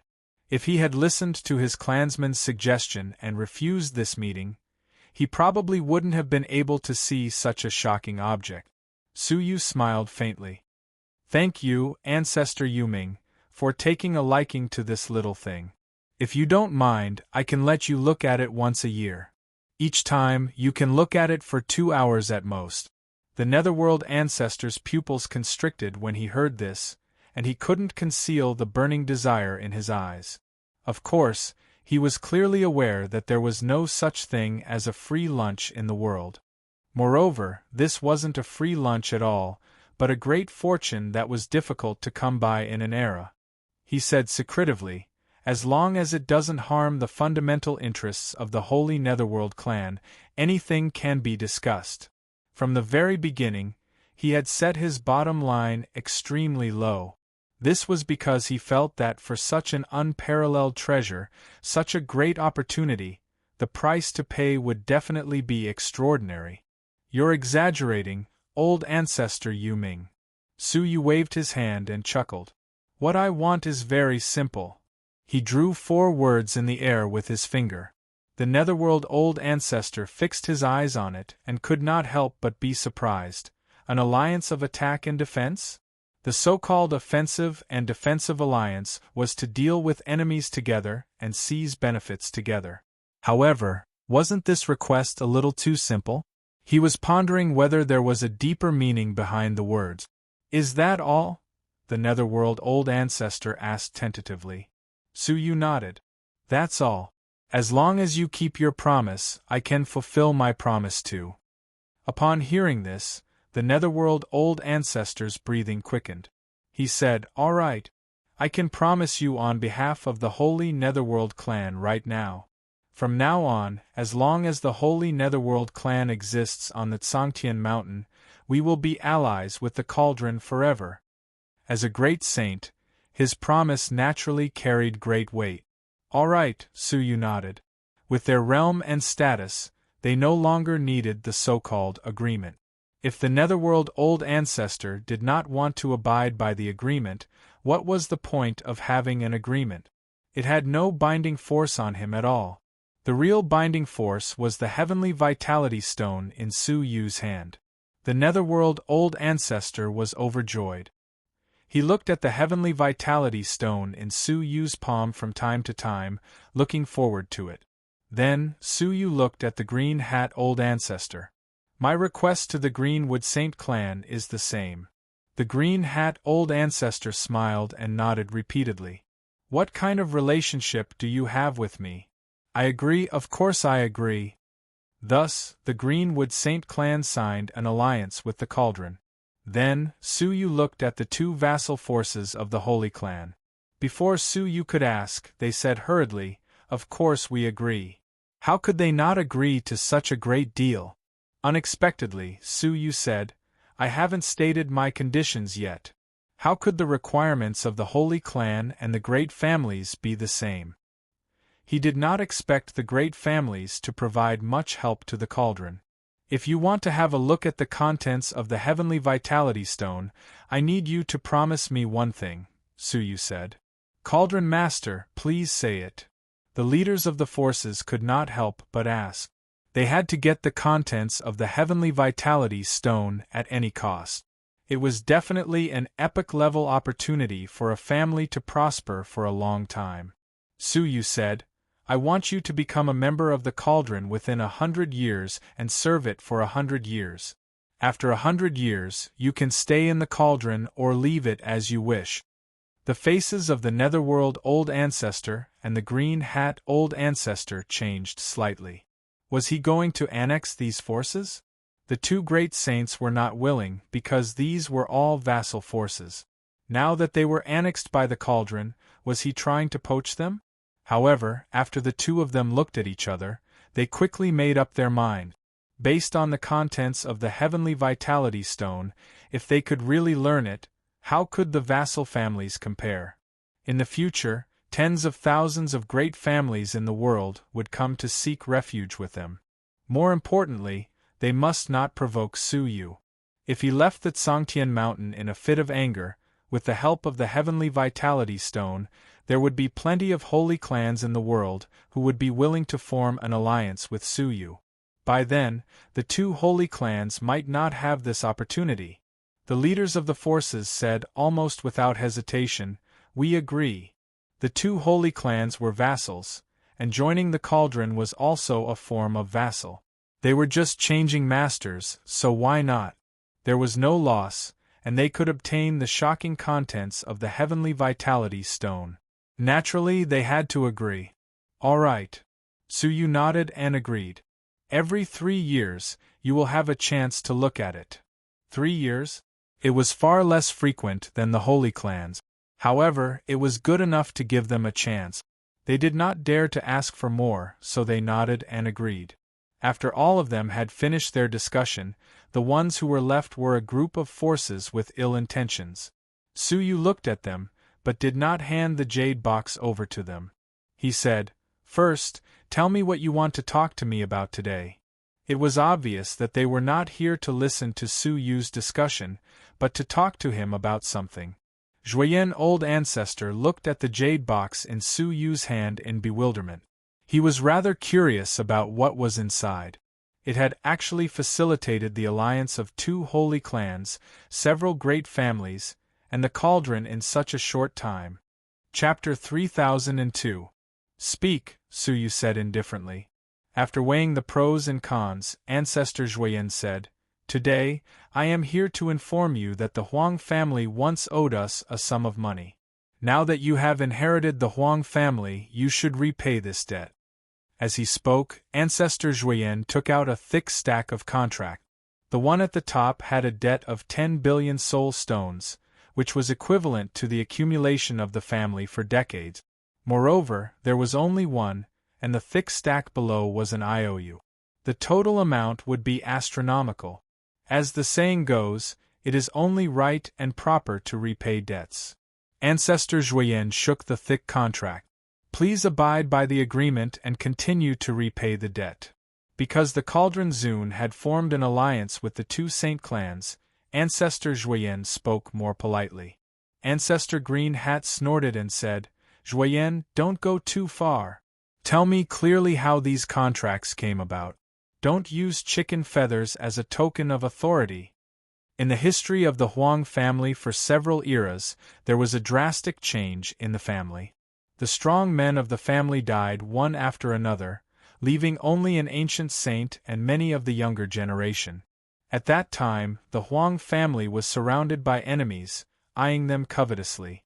In desperation, the Huang family asked for help from the Burning Flame family.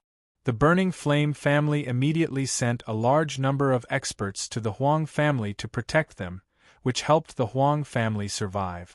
However, they took advantage of the situation and forced the Huang family to sign a large number of soul stone contracts every year. The minimum was billions, and the maximum was tens of billions. After so many years of accumulation, it had become an astronomical figure. All the wealth the Huang family had fought for since the beginning of the era was used to repay the interest of these high debts. It could be said that the Huang family had become the slaves of the Burning Flame family. Until recently, when the entire Huang family disappeared, the Burning Flame family could not continue to blackmail them. Now that they found out that a force had come to occupy the Huang family, they came up with a plan to replace the Huang family and become their slaves. Ancestor Burning Flame didn't care. Because he was backed by the Sacred Puppet Clan, he wasn't afraid of Ancestor Green Hat at all. He shrugged and said, "The agreement is written in black and white binding. Why am I being excessive?" He looked at Su Yu and said, "According to the past situation, the repayment this month is 1 billion soul stones, plus the debt from the past few months, a total of 80 memory soul stones." He stretched out his hand. "Give it to me." Su Yu was expressionless. He had thought that they had come to claim the Huang family's territory. He did not expect them to have other intentions. Ridiculous. Old Ancestor Netherworld said indifferently, "Junior, don't be too arrogant." He said to Su Yu, "If the Cauldron Master doesn't mind, I can give you a good piece of the sacred Netherworld tribe's territory for the use of the Cauldron Master's people." How could the Saint race's territory be inferior to the Huang family's? He was quite sincere. No. However, Ancestor Burning Flame rudely objected. He snorted and said, "Since you've accepted the Huang family's territory, whether you live here or not, you've inherited their debts. You must pay them back." The two old ancestors glared at him. Ancestor Zhuoyan really didn't take them seriously. He had already spoken to this extent, yet he still dared to be so arrogant. Su Yu stood up and did not speak. Instead, he raised his head and looked at the sky without uttering a single word. "What? You don't want to admit it?" Ancestor Scorching Flame flicked his sleeves and said coldly, "Let me tell you, don't even think about leaving Hidden Heaven Mountain without paying off your debt." The masters of the other forces stood up one after another and stood behind Ancestor Scorching Flame. Their meaning was self-evident. They were standing up for Ancestor Scorching Flame. Right at that moment, a cracking sound came from beyond the sky. Everyone looked up and saw the sky had been torn apart by a giant hand. The space in the living room had been forcibly torn apart by a strong man with absolute strength. "Ha ha, you're all here." From the crack, a one-eyed old woman with sparse white hair walked in with a hunched back. Her face was full of wrinkles, and all her teeth had fallen out. She staggered down from the crack. Apart from Su Yu, everyone else was stunned when they saw her. This person could tear the space with her bare hands, so she must be a strong man above the ancient saint level. But why was she so unfamiliar? They had never seen her on Hidden Heaven Mountain. She had never appeared in the entire cloud, desolate territory. Ancestor Green Hat frowned and stepped forward to stop her. "Stop. We are discussing important matters. Who allowed you to barge in? Get out." With a shake of his sleeves, a cloud of green mist turned into giant runes that sealed off the sky and advanced rapidly, trying to force her out. "Ha ha, how many years has it been since someone dared to attack me?" The old woman laughed hoarsely and raised her finger to lightly tap the air. The runes that were sweeping toward her were all shattered with a cracking sound on the spot. The shattered runes continued to tumble backwards with even more ferocious force. Only then did Ancestor Green Hat realize that this person's strength was astonishing. He drew lines of runes with both hands to offset the rune fragments that were attacking him. However, the runes that were easily shattered by the opponent were extremely fierce. The runes that the Green Hat ancestor had drawn were all pierced through. The rune fragments bombarded the Green Hat ancestor's body, causing emerald flames to erupt. Ancestor Green Hat was forced back repeatedly. He tasted blood in his throat, and his body was badly mutilated with streaks of green blood flowing out. His pupils constricted as he stared at the opponent in shock. Ancestor Yuming was also shocked. He flew into the air with the tip of his toes and stood beside Ancestor Green Hat. He opened his mouth and blew out a gust of ghastly black mist, which was filled with ferocious evil spirits and was extremely gloomy. Wherever the black mist passed, it immediately devoured the remaining rune fragments. Because of this, the black mist became much stronger. Then, it turned into a sky-covering skeleton and swallowed the ill-intentioned old woman. Ancestor Yuming heaved a sigh of relief. With the power of his nether domain, once the target was swallowed, they would be corroded by the black mist and would be melted in a moment. However, the next moment, a ball of purple flames appeared in the skeleton. Ah!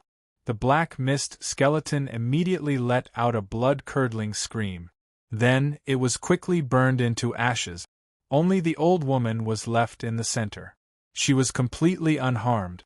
The purple flames on the surface of her body quickly left her body and condensed into an incomparably ferocious demon behind her. The demon's patterns were clear, and it was breathing heavily through its nostrils as if it was a living creature. Seeing this thing, Old Ancestor Yuming and Old Ancestor Green Hat both gasped, and their expressions were extremely shocked. This is a sky-covering giant demon? They had never seen that demon before, but they had seen it in many ancient books. It was the symbol of the Super Saint clan, the sky-covering clan. It could be stimulated by the power of the bloodline and become a part of their combat power. The two of them felt as if their throats were blocked by something, and they couldn't speak. How could a member of the Super Saint clan come here? Why? Since you know, you should leave. I'm not here for the two of you. The old woman walked over slowly, but her eyes were fixed on Su Yu. At this moment, Su Yu's chest was burning hot. He didn't have to look to know that it was a curse left by the sky-covering demon.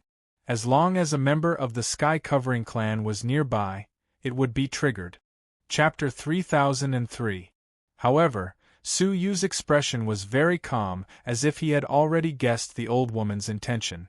A month ago, after leaving the Tiandu Square, Su Yu felt the strange movement of the curse in his chest. If he guessed correctly, the sinful lady must have been recognized by the shopkeeper of the Guangtian Pavilion when she was selling Gai Tianma's things in the Guangtian Pavilion, and the Gai Tian clan was informed.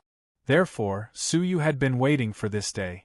As for the invitation, he did choose this day to show the power of the Cauldron Master to the people attending the meeting, so as to deter them from having evil thoughts when he was not here.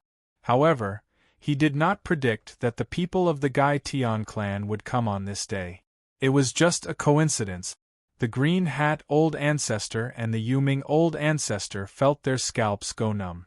The experts of the Gai Tian clan had come to the Tsangtian mountain in person. Who else could they be looking for? The one I am looking for is him. The old woman walked over slowly with a hunched back. With every step she took, the curse in Su Yu's chest became more intense. Gradually, it became burning hot and his chest became red. Su Yu said calmly, "You came at the right time. This curse has been in my body for too long, and I need someone from the Gai Tian clan to remove it." The old woman laughed sinisterly. "You are brave. This is the first time I have seen someone who dared to be so arrogant after killing a member of the Gai Tian clan. TSK, young man, you are not simple." "What?" The Yuming Old Ancestor and the Green Hat Old Ancestor gasped. Su Yu had killed a member of the Gai Tian clan? How? How much courage did he have? At this moment, the two old ancestors felt like they had boarded a pirate ship. They had the same thought in their minds, to draw a line with the cauldron. Although they were also from the Holy Clan, there was a world of difference between them and the Gai Tian clan. Su Yu said, "So, you are here to kill me today?" He was ready to fight. The other party had come from thousands of miles away, so she would not give up easily. However, the old woman laughed and said, "What do you think?" Su Yu did not say a word. He took out the great sickle and said calmly, "Then I will kill another member of the Gai Tian clan." However, to everyone's surprise, including Su Yu's, the old woman said, "What's the point of killing you?" Su Yu hesitated for a moment, then said, "I am the enemy of the Gai Tian clan. Whether it is because of the prestige of the Gai Tian clan or because of hatred, you have a reason to kill me." The old woman's reply was truly unexpected. Even the two sacred clans could not understand what was going on. They had thought that the old woman had come in a threatening manner to seek revenge. Hee, what if this old woman not only doesn't kill you, but also gives you a chance? The old woman said mysteriously. Although the plan had changed, Su Yu did not panic. He said, "Tell me about it first. If they could avoid the slaughter between the Heaven-Covering clan and the Cauldron, why couldn't they?" The old woman made a grabbing motion, and the demon head turned back into a purple flame and returned to her body. "To be honest, my Sky-Covering clan has encountered some trouble recently. I would like to ask for your help," the old woman said. Su Yu's eyes flickered slightly. This was a problem that even the Sky-Covering clan couldn't solve, yet they needed Su Yu's help? Even the tip of one's toe could imagine that the trouble was not just a little, but even bigger than the heavens. "Make it clear. What kind of help do you need?" Su Yu naturally would not agree carelessly. The old woman walked into the pavilion, sat down slowly, and tapped her fingers on the table. A line of words flashed across the table. "Kill the strong men of the All Saints." The words disappeared in an instant, and they were enhanced by the old woman's special power. Only Su Yu saw them, and no one else could see them clearly. Su Yu's pupil shrank violently, and he said solemnly, "Your Excellency, don't you think too highly of me? Kill the strong men of the All Saints? How could she even think of such a thing? A top-notch great saint was already extremely powerful. Back then, he had fought against two great saints of the Sword Saint clan alone, and he had forced Su Yu into dangerous situations several times. Wasn't dealing with the strong men of the All Saints just like courting death?" The old woman said, "Of course, we didn't count on you alone. In fact, you are just a support. Our ancestor Gai Tian and the various alliances are the main forces." Su Yu's eyes were calm and he flatly refused. "I'm sorry, I can't help you." Although he said he was a support, who knew if he would be used as cannon fodder in a real battle? The old woman was silent for a while, then pointed to the curse on Su Yu's chest and said, "Young man, do you know that the curse has a time limit?" What does that mean?" Su Yu's eyes narrowed. "I guess you have tried it, and no power can remove the curse, right?" The old woman looked at Su Yu deeply. Su Yu didn't deny this. Over the past year, he had used the power of chaos, the power of the saint body, and even the 8 great domains, but the curse had not been worn down in the slightest. It was like a stubborn disease, and he couldn't get rid of it no matter what. That's because the curse of the Gai Tian clan was triggered by the bloodline of the Gai Tian clan, and the ancestor of the Gai Tian clan was a strong man of the All Saints level. There is no power in the world that can remove the curse left by his bloodline, unless, the old woman said, unless you can get the blood of the strong man of the All Saints and wash it away with their blood. Su Yu was surprised. The ancestor of the Gai Tian clan was a strong man of the All Saints level? At his level, the power of the bloodline had already undergone a qualitative change, and it couldn't be removed by ordinary power. However, if he followed the old woman's words and took the risk to kill the strong man of the All Saints, it would be too risky. What if I don't remove it?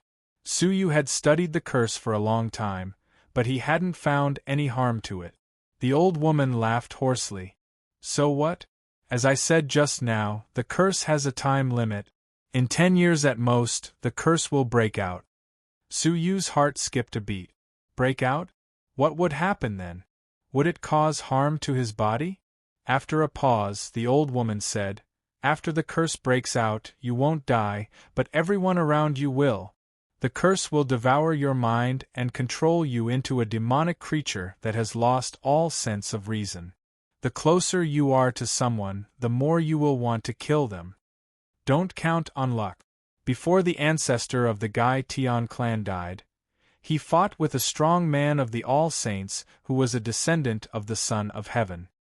He activated the curse with the power of his bloodline. Just 3 years later, the curse broke out, causing the strong man of the All Saints to lose all sense of reason. He killed all of his clansmen, leaving no one alive, and kept killing the stone men of the same bloodline. In the end, the Xiaoyao Son of Heaven came and ended his life.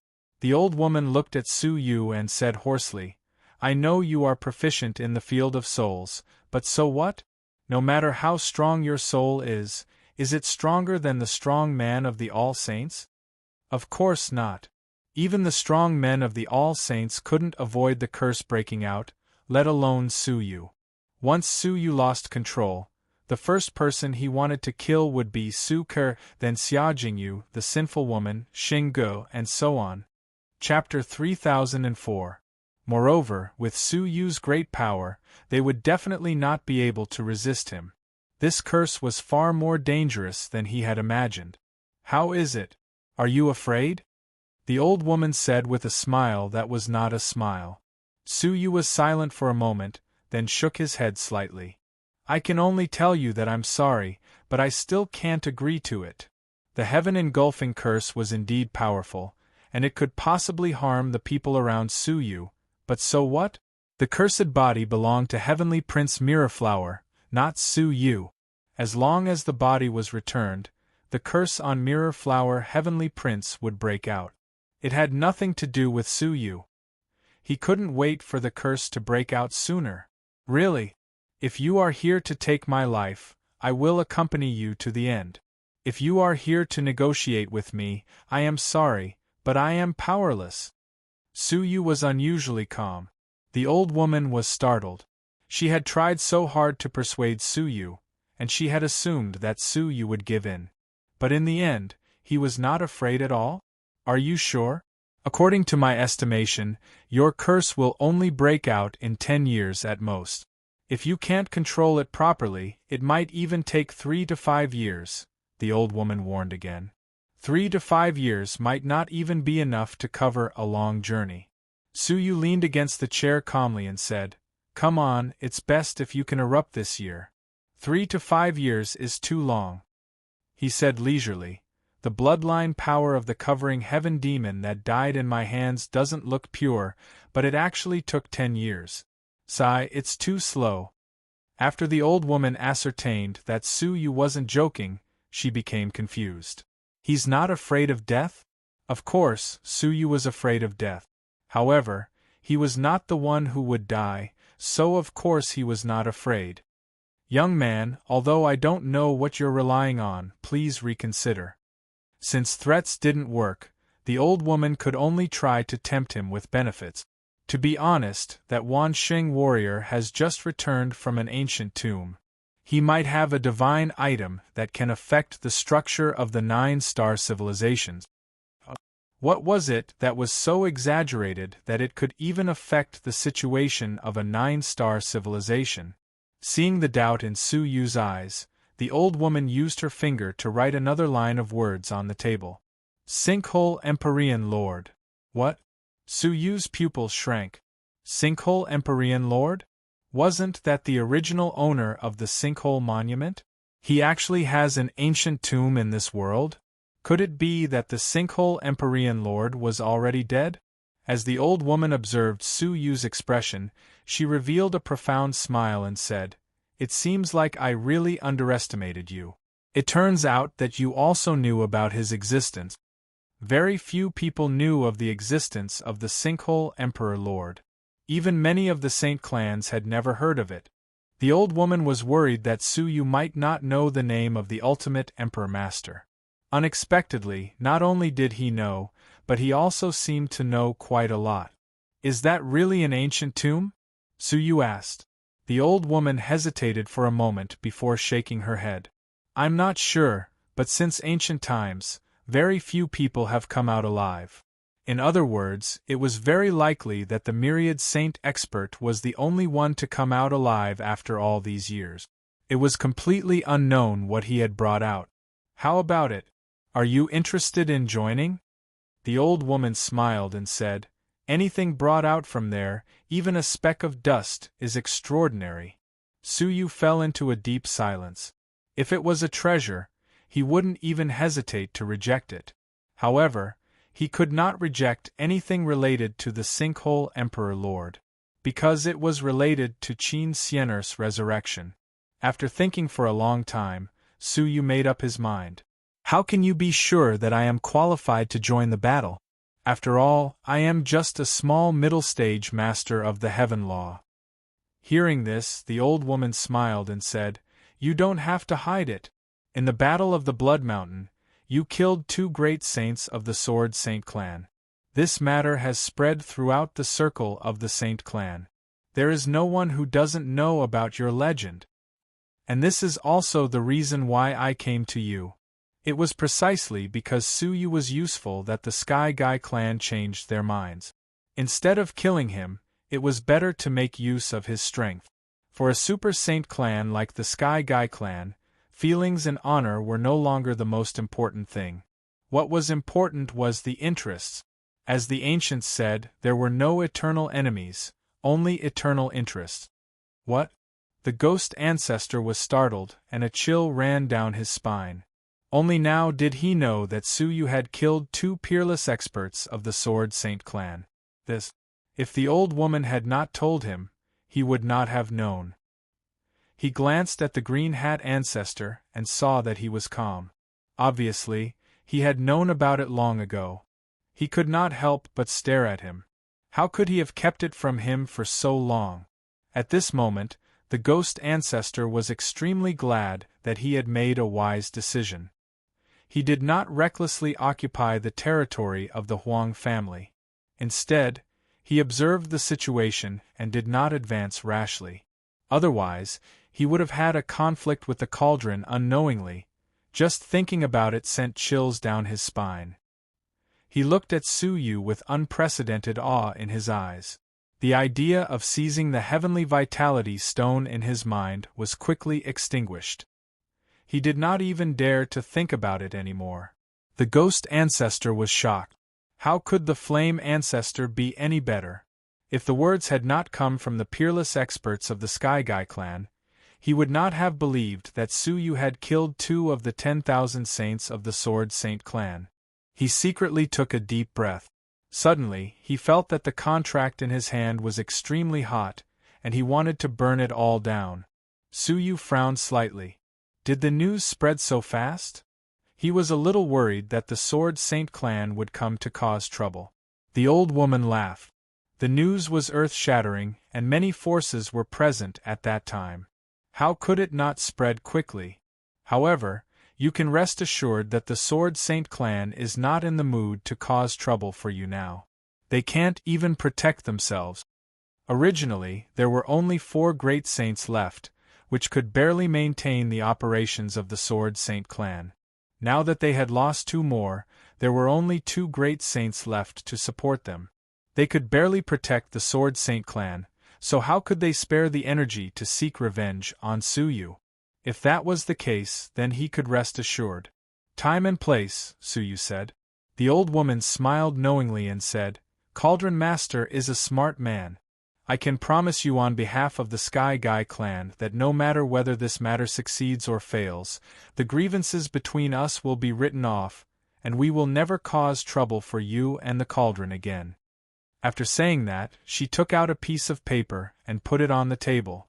Then, she stood up and said, I will leave now.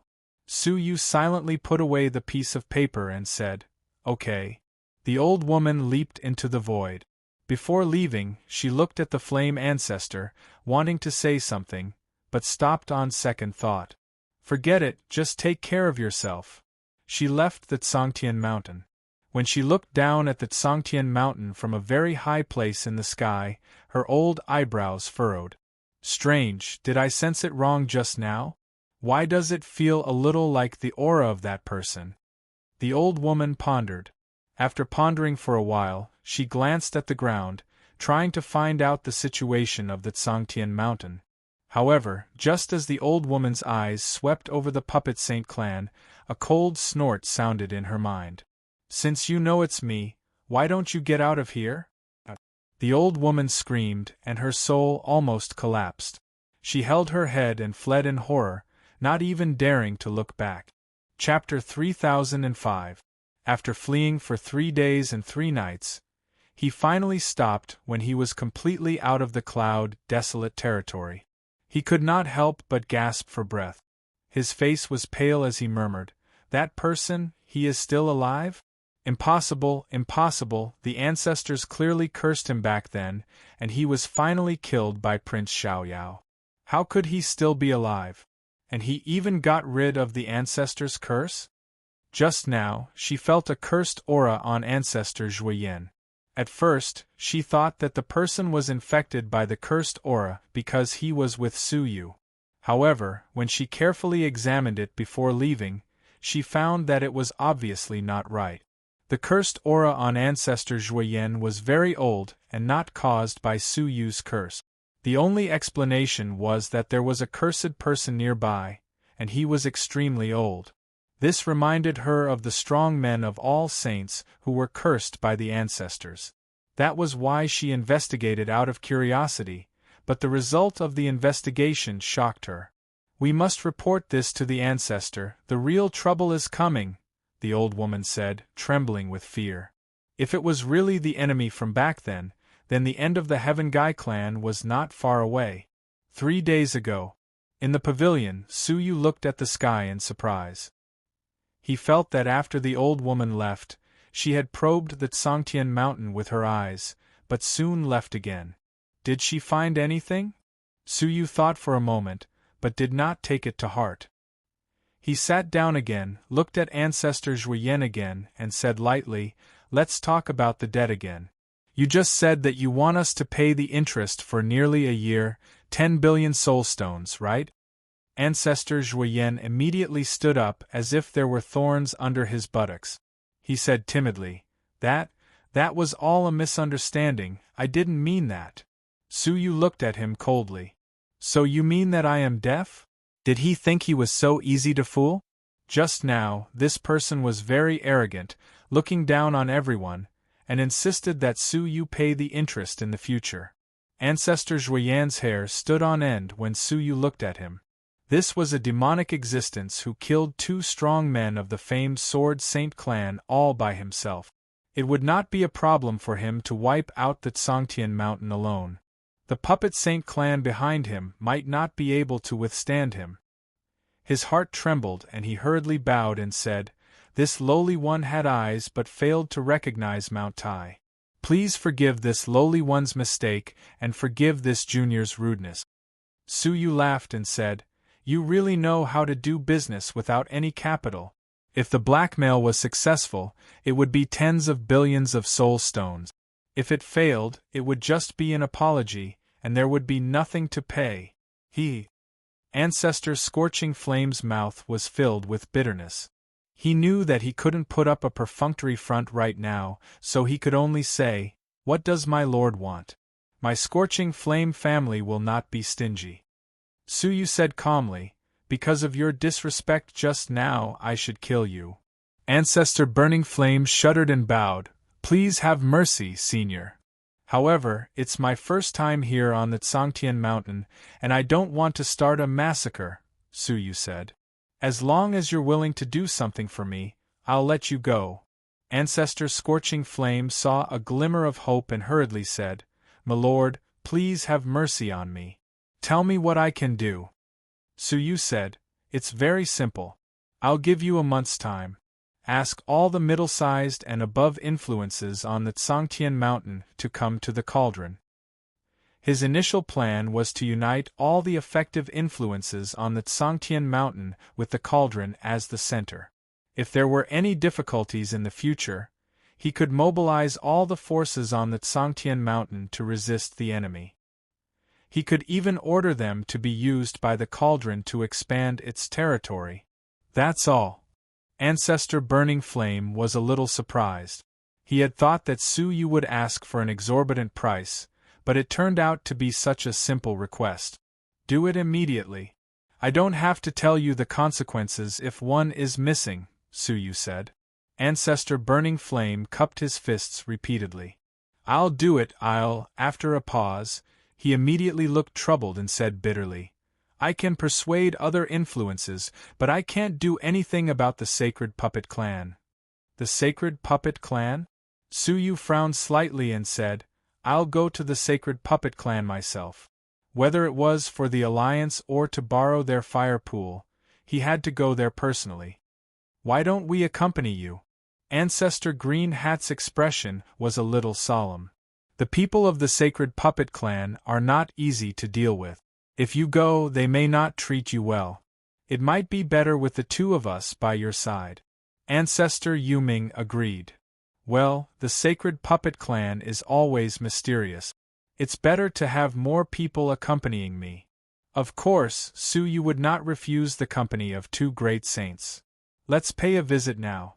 There was no time like the present. It was better to solve the matter of the Tsangtian mountain as soon as possible. The three of them left immediately and went to the territory of the Sacred Puppet Clan. Like the Soulwood Sacred Clan and the Netherworld Sacred Clan, the Sacred Puppet Clan also occupied the best territory on the Tsangtian mountain. However, the Sacred Puppet Clan was extremely low-key and only had a small territory. What was different was that its mansion was an extremely well-made giant puppet, and half of its body was buried underground. The mouth of the puppet was the entrance of the Sacred Puppet Clan. Looking at the giant puppet, Ancestor Yuming and Ancestor Green Hat were obviously a little afraid. The former said, This puppet is both a mansion and a fighting puppet of the Sacred Puppet Clan. Years ago, it suddenly came and forcibly occupied a part of the Tsangtian mountain. It fought with both of us. Su Yu looked at the puppet and was speechless. He was no stranger to puppets. When he was an 8-star civilization, he once obtained a powerful black ape puppet. Later, the puppet was completely destroyed. What was the result? Su Yu asked. Ancestor Green Hat sighed. Cauldron Zune must be joking. We lost. Oh? A puppet that fought against two great saints alone? Ancestor Yuming had a look of fear in his eyes. This is because the people of the Sacred Puppet Clan did not attack. Otherwise, they would have no problem occupying the entire Tsangtian mountain. Su Yu finally understood why they were so afraid of Ancestor Zhuoyan, a vassal of the Sacred Puppet Clan. The Sacred Puppet Clan was really powerful. If it weren't for Cauldron Zune's presence today, to be honest, we wouldn't even want to step into the Sacred Puppet Clan. Looking at the giant puppet, the memory of the battle was still fresh in their minds. Su Yu said calmly, No need. We are not here to provoke. We are just here to negotiate peacefully. Even if the negotiation failed, there would be no harm. No matter how difficult it was to deal with the Sacred Puppet Clan, they would not turn hostile for no reason, right?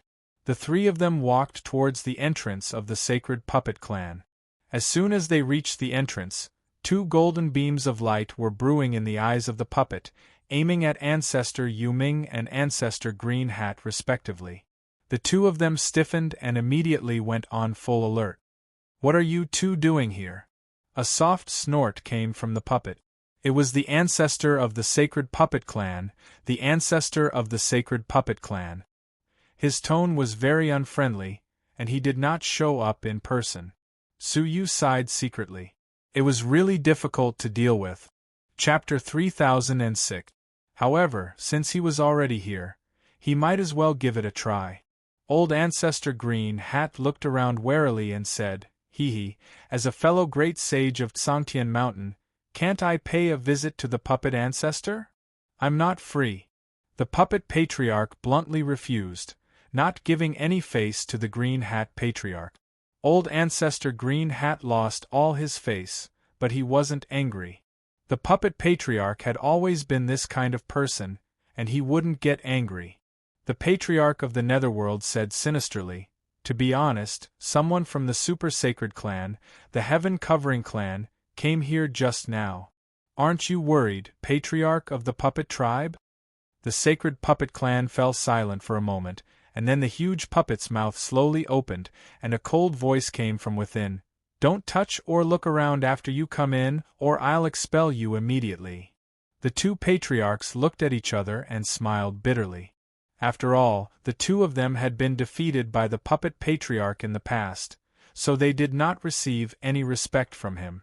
With their cultivation and realm, did they really need someone to remind them not to touch it?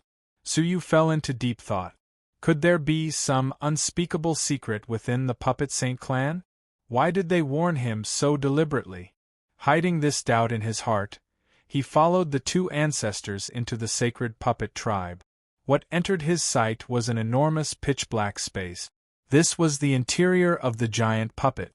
Although the interior was huge, it was filled with intricate components. There were more than 100 million of them. So many parts were operating, maintaining the giant puppet. This was when the giant puppet was in a stationary state. If it started fighting, more parts would be activated. Old Ancestor Green Hat sighed in amazement. This puppet is tens of thousands of times more complex than a living being's body. It's not an injustice that we were defeated by this puppet. Old Ancestor Netherworld deeply agreed. Every single part of the puppet was perfect and flawless. Only in this way could a super strong Great Saint puppet be constructed. Suyu was also very surprised. Compared to the exquisite puppet before him, the black ape puppet he'd obtained in the past seemed to be extremely crude. Look at that gear. If I'm not mistaken, it should be made from the blue heart iron, which is extinct in the last era, Ancestor Green Hat suddenly said as he pointed at the nearest component. Suyu had heard of the blue heart iron before. It was a type of ore that could self-repair and grow. The parts that were lost would be restored in a short period of time. This item was not sold by the caddy, nor by the tail, but by the grain. In the previous era, a single grain of blue heart iron was worth 10 billion soul stones. In the current era, one wouldn't even see 50 billion soul stones being sold, because there was no such thing on the market. But the puppet in front of him actually had a key component that was forged from blue heart iron. This gear contained over 1,000 pieces of blue heart iron. It was easy to imagine how valuable it was. "What are you all standing there for?" A dissatisfied voice resounded from within the puppet. The Golem Patriarch was urging them to hurry up.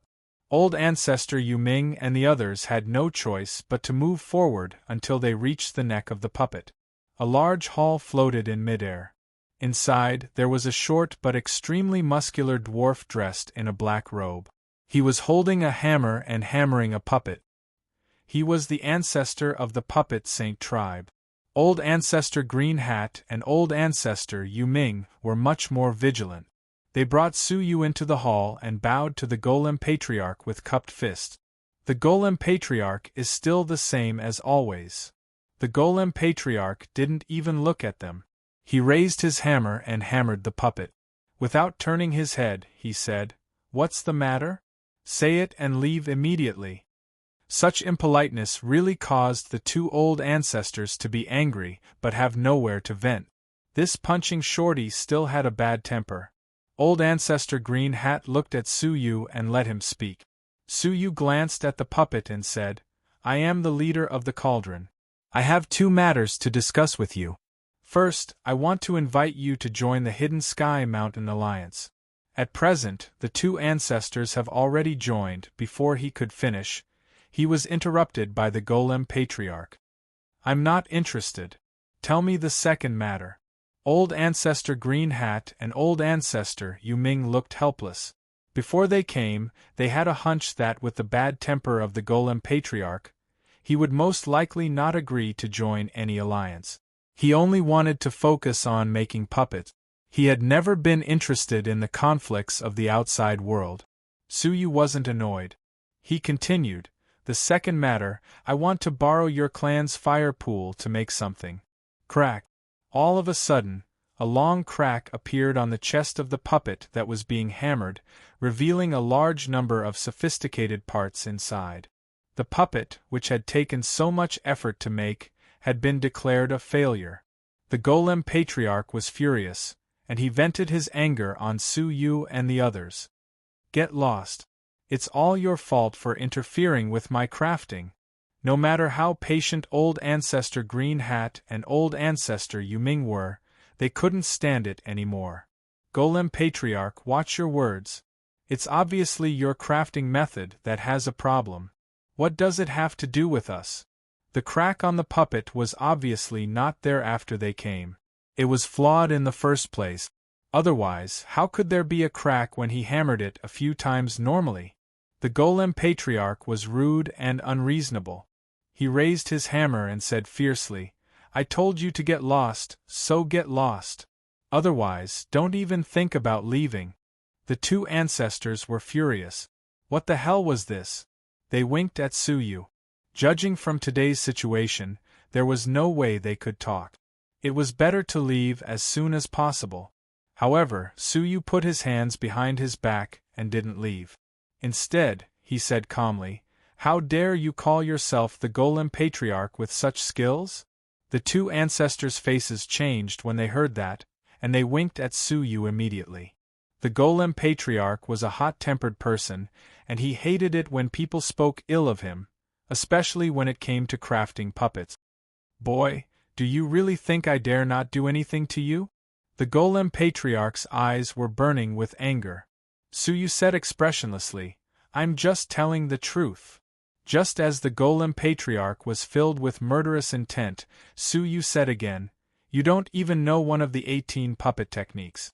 How dare you call yourself the Golem Patriarch?" The Golem Patriarch, who was full of murderous intent, changed his face when he heard that. He looked at Suyu in surprise. "What 18 puppet techniques are you talking about?" Suyu said calmly, "Of course it's the 18 ancestral techniques of the Puppet Saint clan. It seems that you aren't even proficient in the Abyss puppet technique, let alone the others." The Puppet Saint clan was different from other clans. They used to be divided into 18 clans, and all of them made puppets their ancestral profession. Each clan had its own ancestral technique, and there were 18 of them in total. As early as a month ago, Suyu had expected this situation, so he learned the ancestral techniques of the 3 great saint clans. He recognized the Golem Patriarch's hammering technique at a glance. It was the Abyss puppet technique, which was the most profound of the 18 great puppet techniques. However, many of the techniques of the Golem Patriarch were not exquisite. "Although I don't know where you heard it from, it's ridiculous to question my crafting technique based on this, unless you can prove it to me."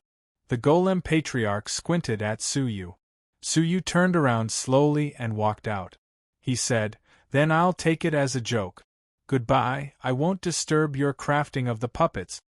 The Golem Patriarch was obviously trying to provoke Suyu into displaying the related ancestral technique. However, he was not willing to be honest. "Wait," the Golem Patriarch said coyly, "if you can prove that my technique is not good enough, I'll forgive your recklessness and ignorance." What a tsundere little old man. He was obviously eager for Suyu to show him the ancestral technique he wanted to see, but he refused to say it. Suyu shook his head. "As you said, I'm just a joke, and I don't deserve to speak in the Puppet Saint clan. Goodbye." He took a step forward and left with the 2 ancestors. "You stop right there." The Golem Patriarch pestered Suyu and said hesitantly, "If you can show me something, I'll let you use the fire pool." After saying that, he added fiercely, "But let's make this clear. If you're just talking nonsense, don't blame me for driving you away." His heart was full of desire. Of the 18 clans of puppets, the other 17 clans had long disappeared countless eras ago.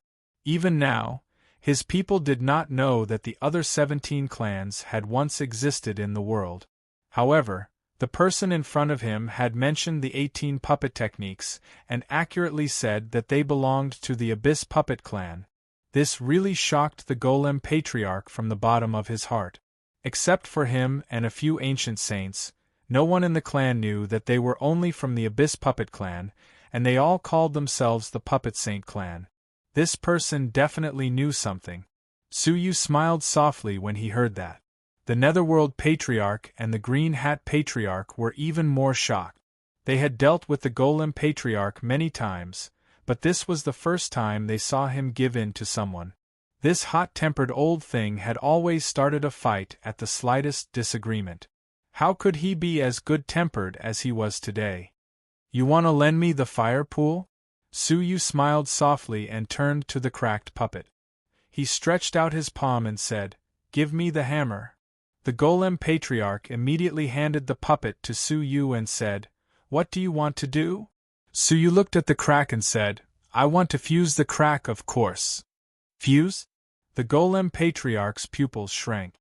Among the 18 puppet clans, one of them cultivated the extremely rare puppet restoration technique. That kind of ancestral technique had long disappeared dozens of eras ago. He had only seen some records in ancient books that only the clan master could read. Legend had it that with that kind of ancestral technique, any damaged puppet could be perfectly repaired. Even if the body was broken, there would be no problem. It was a miracle. Unfortunately, that kind of ancestral technique had long been lost. Could the fusion that Suyu mentioned be that kind of ancestral technique? It shouldn't be possible. Suyu floated the hammer in front of his chest, and then he kept performing hand signs. An incomparably obscure remnant mark was inserted into the hammer. Then, he grabbed the hammer and gently tapped on the crack. A shocking scene appeared. With the tap, the trace on the hammer slowly merged into the crack. Then, the crack slowly fused with just a simple tap. The crack, which was as wide as a finger, was reduced to the size of a hair. If the fusion continued, it would be completely repaired. The puppet restoration technique. The puppet grandmaster gasped and looked at Suyu in shock. He asked, "Who are you?" Chapter 3007. How could a consummate skill that had been lost for countless eras appear in the hands of a young man? Suyu dropped the iron hammer and said calmly, "It doesn't matter who I am. What you need to care about is whether or not you want to learn this lost ancestral technique." The puppet ancestor's eyes lit up, but he remained reserved and said, "Ahem, if you really want to teach me, I can reluctantly learn it." Even now, he was still arrogant. Suyu said indifferently, "Since you think it's difficult, forget it. Pretend I didn't say anything. Goodbye." Hey. The puppet ancestor immediately stopped Suyu, rubbing his palms, and said, "Learn it, give me the ancestral technique, and I will agree to any condition." Suyu took out the jade box and handed it to him. "Have a look." The puppet ancestor was puzzled and said, "It's just a heavenly vitality stone. There's nothing special about it, is there?" But when he opened it, the puppet ancestor was shocked. This is all ancestral technique? However, what could make the Green Hat ancestor and the Yuming ancestor willingly ally with the Cauldron was none other than the ancestral technique. He had imprinted some of the ancestral techniques he was proficient in, including the ancestral techniques of the 3 saint clans. The puppet ancestor's eyes swept over quickly and saw the ancestral technique for repairing puppets. His breathing quickened, and he stared at it with his eyes wide open. "Leave the stone with me, and I will return it to you when I learn it." The puppet ancestor loved it. It would take a lot of time to learn an ancestral technique completely. If the heavenly vitality stone flashed and returned to Suyu's palm, he said, "I can agree to it, but others can't." The Green Hat ancestor and the Yuming ancestor were so anxious that their eyes almost turned red. "You, like the others, have 4 hours every year to study the ancestral technique on it," Suyu said. "The premise is that you maintain an alliance with the Cauldron." The puppet ancestor scratched his ears and cheeks, and his heart was itching. "Oh, why is it so troublesome?" He couldn't wait to learn the ancestral technique at this moment. He said eagerly, "Can I look at it a little longer?" Suyu said, "If I borrow the fire pool, I can look at it for 4 more hours every year." It was still too little. But compared to before, doubling the time was already a pretty good special treatment. "That's fine, but I'd like to ask you one thing. Why do you want to borrow my fire pool?" Although the puppet patriarch agreed, he still looked a little hesitant and worried. Suyu closed his eyes and drew a line in the air. A space crack opened, passing through the Saint Puppet and the Cauldron. "Master Emoheng, please come over," Suyu said softly. Soon, Emoheng walked over with his hands behind his back. Seeing him, Patriarch Green Hat and Patriarch Netherworld didn't show any special reaction. But the puppet patriarch's pupils constricted, and he said in shock, Could you be that genius refiner, Emoheng?" Emoheng's reputation was so great that even the puppet ancestor knew of him. However, in a sense, the puppet patriarch's puppets could also be considered as equipment refinement. Hearing the voice, Emoheng looked over and stared at the puppet patriarch for a long time. Then, he suddenly remembered and said, "Oh, it's you. I remember that you seem to have asked me for the secret to refining puppets."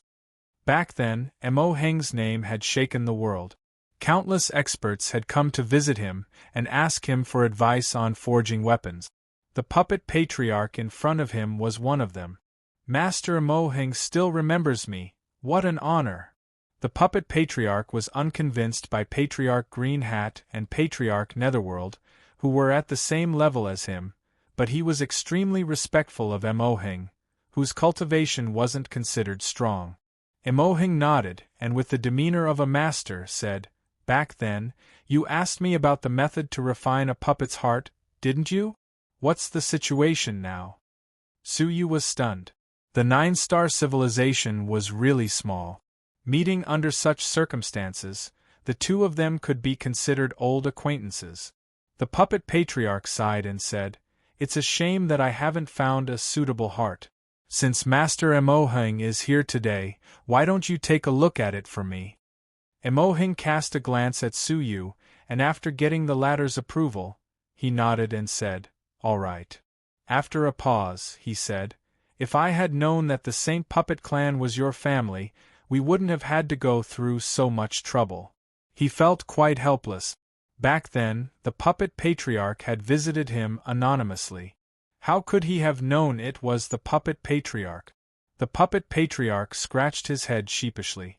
"Haha, it's really a case of water rushing against the temple of the Dragon King.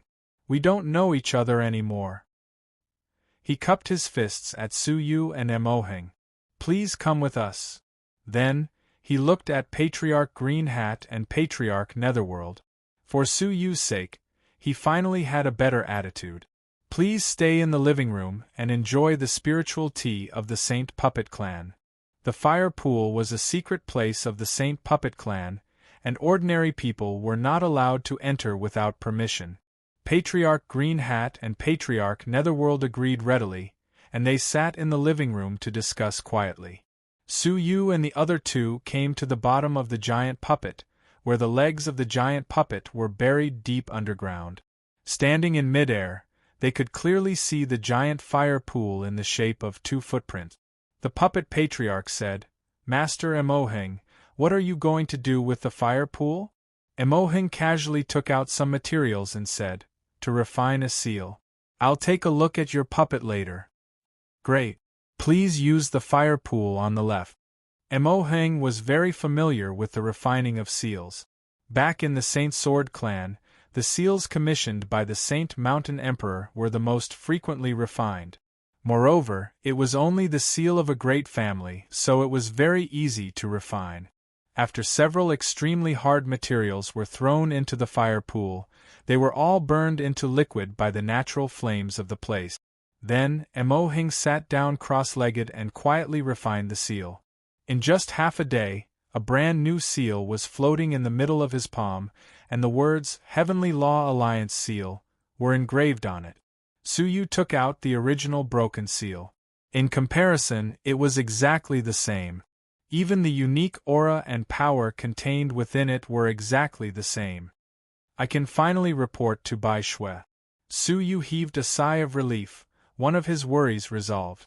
Mo Heng casually said, "Let's take a look at the puppet you have refined." The puppet patriarch had long been anticipating it, and immediately said, "Master Mo Heng, please come to the fire pool on the right." Su Yu followed curiously. What kind of puppet was it that even the puppet patriarch needed to ask someone else for guidance? Beside the fire pool on the right, the puppet patriarch pressed a button, and a 10 tall puppet rose from the fire pool. The puppet was made of materials that were neither gold nor wood, but it had an extremely unique luster. There was a black hole in the puppet's chest, indicating that a heart had not been installed. This was a half-finished puppet, but even so, Su Yu felt his heart palpitate with fear at first glance. He had only felt this way when he was facing the clone of Prince Xiaoyao when he was still weak. A feeling of absolute oppression lingered in Su Yu's heart for a long time. Even Mo Heng's pupils shrank, his tone filled with shock and seriousness. "Isn't the puppet you have refined a little too dangerous?" Chapter 3008. The more he looked, the more apprehensive Mo Heng became. His expression became unusually solemn. Not only that, he even retreated a few steps, not daring to approach the puppet. He said seriously, "Puppet forefather, can you listen to my advice?" The puppet forefather was very respectful.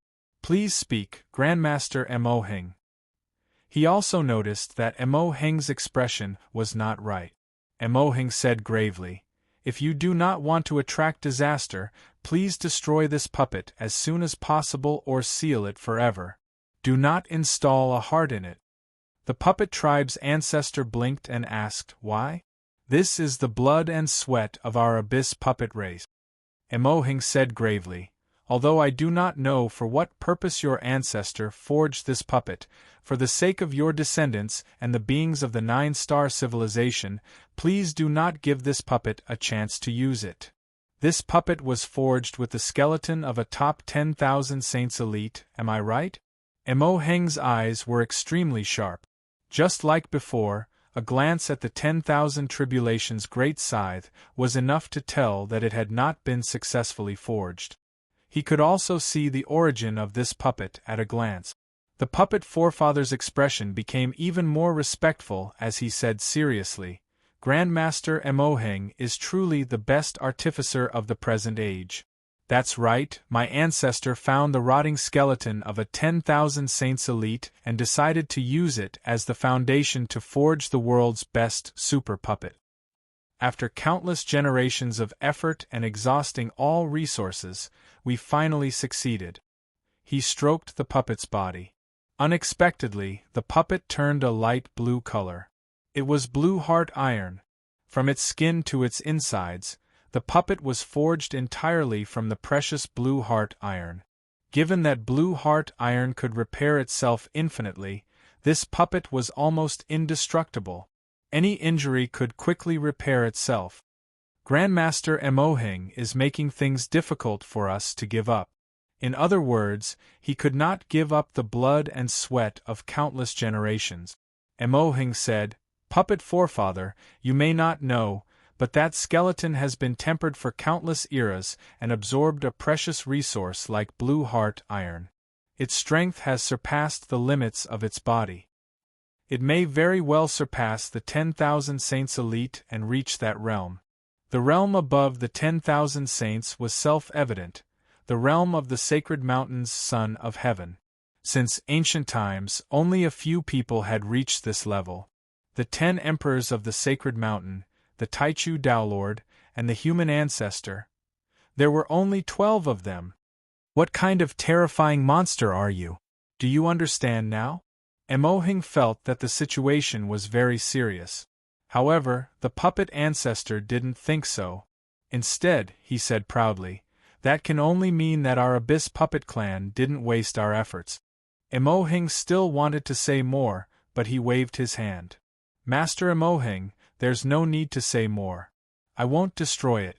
Then, he said, Since everyone has used the fire reservoir, let's go to the living room and have some tea. In other words, he was ordering them to leave. They had no choice but to leave the fire pit and return to the living room. But Emoheng was no longer in the mood to drink tea. He took a few sips absent-mindedly, then stood up to bid farewell to Suyu. On the way back, Suyu said to Old Ancestor Green Hat and Old Ancestor Yuming, "Thank you for your trouble this time. Please come to the cauldron for tea another day." "Haha, no problem." The two of them said their goodbyes and returned to their respective families to announce the day's great news. Suyu watched them leave, the smile on his face quickly fading. He said in a low voice, "Emoheng, is that puppet really that dangerous?" Emoheng nodded deeply. "I'm just speaking conservatively." Suyu's eyes glowed. "If there's a need, we need to infiltrate once and take that puppet away. The Abyss Puppet Clan is a little too naive." "Oh? Why do you say that?" Emoheng asked meaningfully.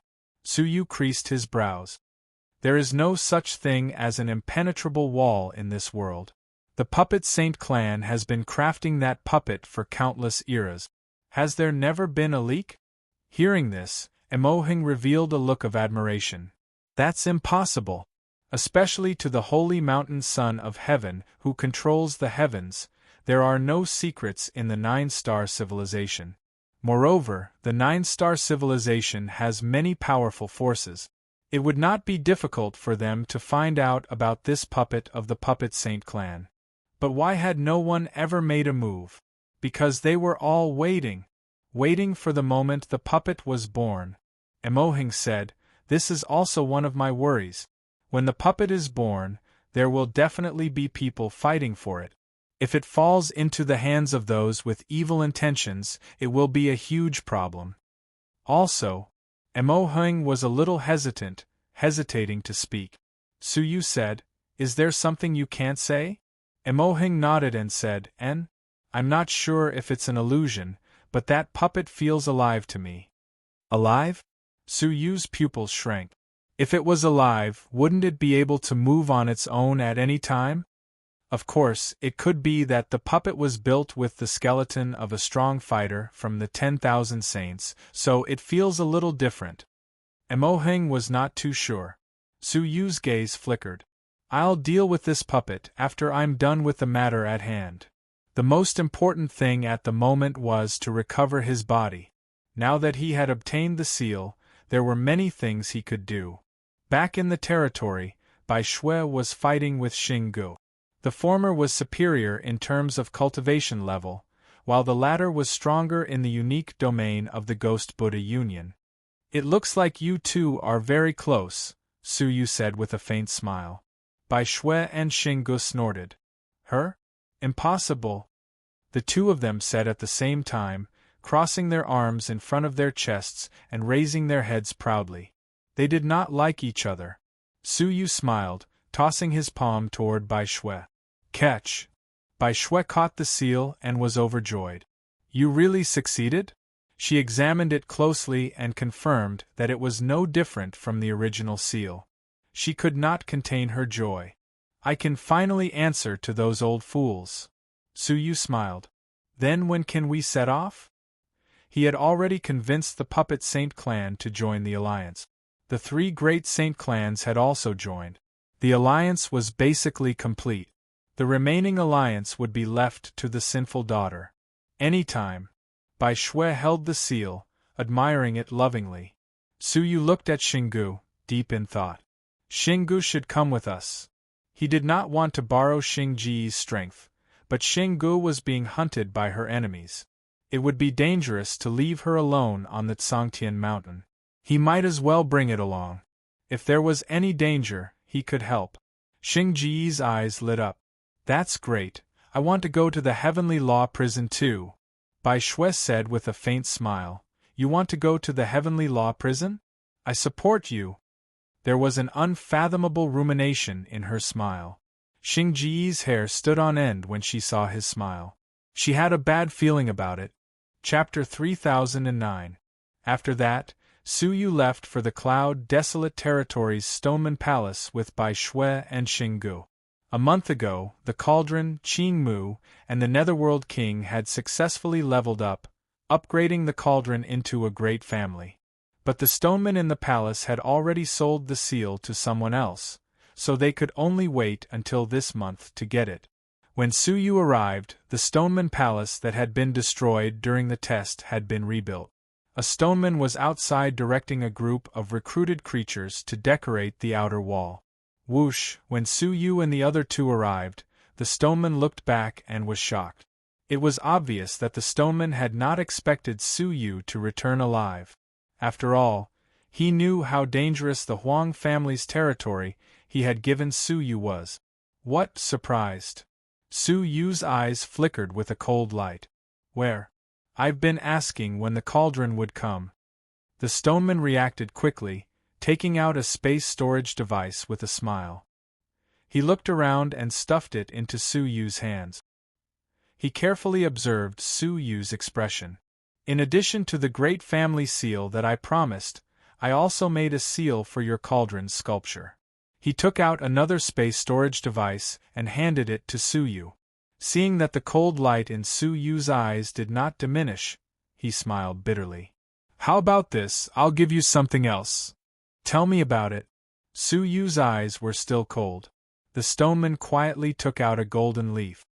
With this, you can ask the heartless old man about a secret of the world. The heartless old man? Su Yu cast a questioning look at Bai Shui. Bai Shui took the golden leaf in disbelief.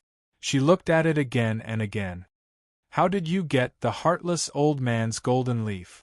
The stoneman looked at the golden leaf with a pained expression. I accidentally got it from a junior. I wanted to use it when I broke through. Now I'm giving it to the Cauldron as an apology. Junior? Bai Shui was reserved. She turned around and handed the golden leaf to Su Yu. For the sake of the golden leaf, you can spare his life. Su Yu's eyes flickered, but he did not say much. He only stared at the stone man with a warning gaze, warning him not to play any more tricks. Then, he quickly left with the two women. After a long while, when he was sure that Su Yu and the others had really left, the stone man wiped the sweat off his forehead. My goodness, the cloud desolate territory is really not a place for people to stay. The mission hasn't even been completed, yet this killing god has already appeared. The golem muttered. It seemed that the news of the battle at Blood Mountain had gradually spread. The news that Cauldron Zun had killed two great sages of the famed Sword Sacred tribe had spread like wildfire. After the golem found out, his back broke out in cold sweat. When will the puppet saint race finish refining the puppet? The stone man sighed and said, The sooner you finish refining, the sooner I can complete the mission and leave. It turned out that the stone man was a descendant of the Son of Heaven who was in charge of monitoring the sacred puppet clan. Their goal was to monitor the movements of the sacred puppet clan. On the other side, Su Yu couldn't help but ask, Who is the heartless old man? Bai Shui replied, The heartless old man is a very mysterious person, also known as the 100 Old Man. He knows everything in the world. Every 10 years, he distributes 100 golden leaves to the outside world. Those who obtain the golden leaves can ask him a question about the world, ranging from the whereabouts of an object to a question about cultivation, to the secrets of the sacred mountain emperor. He knows everything. To think that the golem had a golden leaf in his hand. How unexpected, Bai Shui said in surprise. The secrets of the world? Su Yu really wanted to know a lot of secrets. Where is he? Su Yu asked. Bai Shui shrugged and said helplessly, This is one of the disadvantages of the golden leaf. The heartless old man's whereabouts are uncertain. The golden leaf will only be useful if you have the opportunity to meet him. If you don't, you're useless. That golem was willing to give you the golden leaf, because he never had the opportunity to meet the heartless old man. Su Yu blinked. Wouldn't that be useless? But it was better than nothing. If he met the heartless old man one day, it might come in handy. Keeping the golden leaf, Su Yu and Xing Guo hurried along with Bai Shui. Bai Shui had agreed to allow Su Yu to participate in the Heavenly Law Prison mission, but Su Yu had to make a trip to the Heavenly Law Alliance's Palace of Missions to accept the mission. The Heavenly Law Alliance was also in the heaven under the jurisdiction of Heavenly Prince Mirrorflower. However, the Heavenly Law Alliance was very powerful, occupying the most central Tianyuan Cave. Once inside Tianyuan Cave, the Heavenly Law Alliance's insignia could be seen everywhere. Some of the factions even displayed their own insignia on a flag with the Heavenly Law Alliance's insignia on it. It was obvious how influential the Heavenly Law Alliance was in Tianyuan Cave. These factions are all branches of the Heavenly Law Alliance, right? Xinggu had been in the 9-star civilizations for a long time and knew many things. Bai Shui said proudly, "How about it? You want to compete with me?" Xinggu did not care. "You? You're only the Alliance Master of the Heavenly Law Alliance on the surface. You have no real power. What's so great about you? The great ones are the retired Alliance Masters of the Heavenly Law Alliance. They are the true soul of the Heavenly Law Alliance." Bai Shui glared at her angrily. She had clearly hit her soft spot. However, Xinggu said, in terms of branches, the Heavenly Law Alliance should be the strongest among the 9-star civilizations. Up until now, no other faction has been able to create as many factions as the Heavenly Law Alliance. Not only was Tianyuan Cave completely controlled by the Heavenly Law Alliance, but even the outside world was filled with branches of the Heavenly Law Alliance. Those branches would sooner or later send their elites to set up their own factions, forming families that were secretly controlled by the branches. It was just like how the Soulwood Sacred Clan and the Netherworld Sacred Clan would send their clansmen or factions out to form families and fight for new territories. The reason they did so was the same: a tall tree attracts the wind. If they were too powerful on the surface, they would definitely attract the attention of the Saint Mountain's Emperor. Hence, they had to develop in the dark. "At least you have some foresight," Bai Shui said. She then rolled her eyes at Su Yu. "Behave yourself from now on. Don't run around recklessly. If something goes wrong, I might not be able to protect you." Just as Xinggu had said, Bai Shui was only the Alliance Master on the surface. Her power was limited. The ones with real power were the old Alliance Masters who seemed to have retreated behind the scenes. They each controlled more than 10 territories under Tianyuan Cave's jurisdiction. If Su Yu were to offend any of the old Alliance Masters, it would be troublesome. "I have never been one to cause trouble," Su Yu said to himself. Bai Shui snorted. "Even if someone provokes you, you had better bear with it to avoid trouble." Su Yu shrugged nonchalantly and followed her to the Heavenly Law realm of Tianyuan Cave. This was the core of the Heavenly Law Alliance. As soon as he entered the Heavenly Law realm, Su Yu felt the probing of a great sage's power. Looking up, he saw a Tao artifact flying high up in the sky. The Tao artifact contained the power of a great sage, inspecting everyone who entered. Chapter 30:10. Su Yu stood in his original position, immediately feeling an obscure energy sweep past his body. Immediately, his body glowed with a red light. It was not just him. Xinggu did the same. The red light on both of their bodies flickered continuously. A group of people quickly approached from afar. It was a tall, beautiful woman with an outstanding aura. She wore a tight-fitting leather jacket, her hair tied up, giving off a heroic aura. Her cultivation level was at the peak of the ancient sage level, just a step away from the great sage level. The people following behind her were all ancient sages. "Who dares to barge into the Heavenly Law Alliance?" the tall woman scolded. Su Yu and Xinggu did not understand. Were outsiders not allowed to enter the Heavenly Law Alliance? Why did Bai Shui not mention this? "Han Yanran, you purposely made things difficult for me so that you can replace me as the Alliance Master?" Bai Shui's expression was coldly staring at the tall woman in front of her. This woman was called Han Yanran, a direct descendant of the old Alliance Master. She had been a candidate for the Heavenly Law Alliance Master, just like Bai Shui. However, Bai Shui had been lucky and barely won the battle to become the Alliance Master. Han Yanran had never been satisfied, and had used her relationship with the Heavenly Law Alliance's old Alliance Master to be disrespectful to her, even going against her occasionally. Now, she was deliberately making things difficult for the friends she had brought. Not everyone in the Heavenly Law Alliance could enter, but the people brought in by the Alliance Master did not need to be checked. Han Yanran was purposely making things difficult for her. "Oh, so Alliance Master Bai Shui is here. Forgive me for not recognizing you." The tall woman looked at the short Bai Shui, her eyes playful.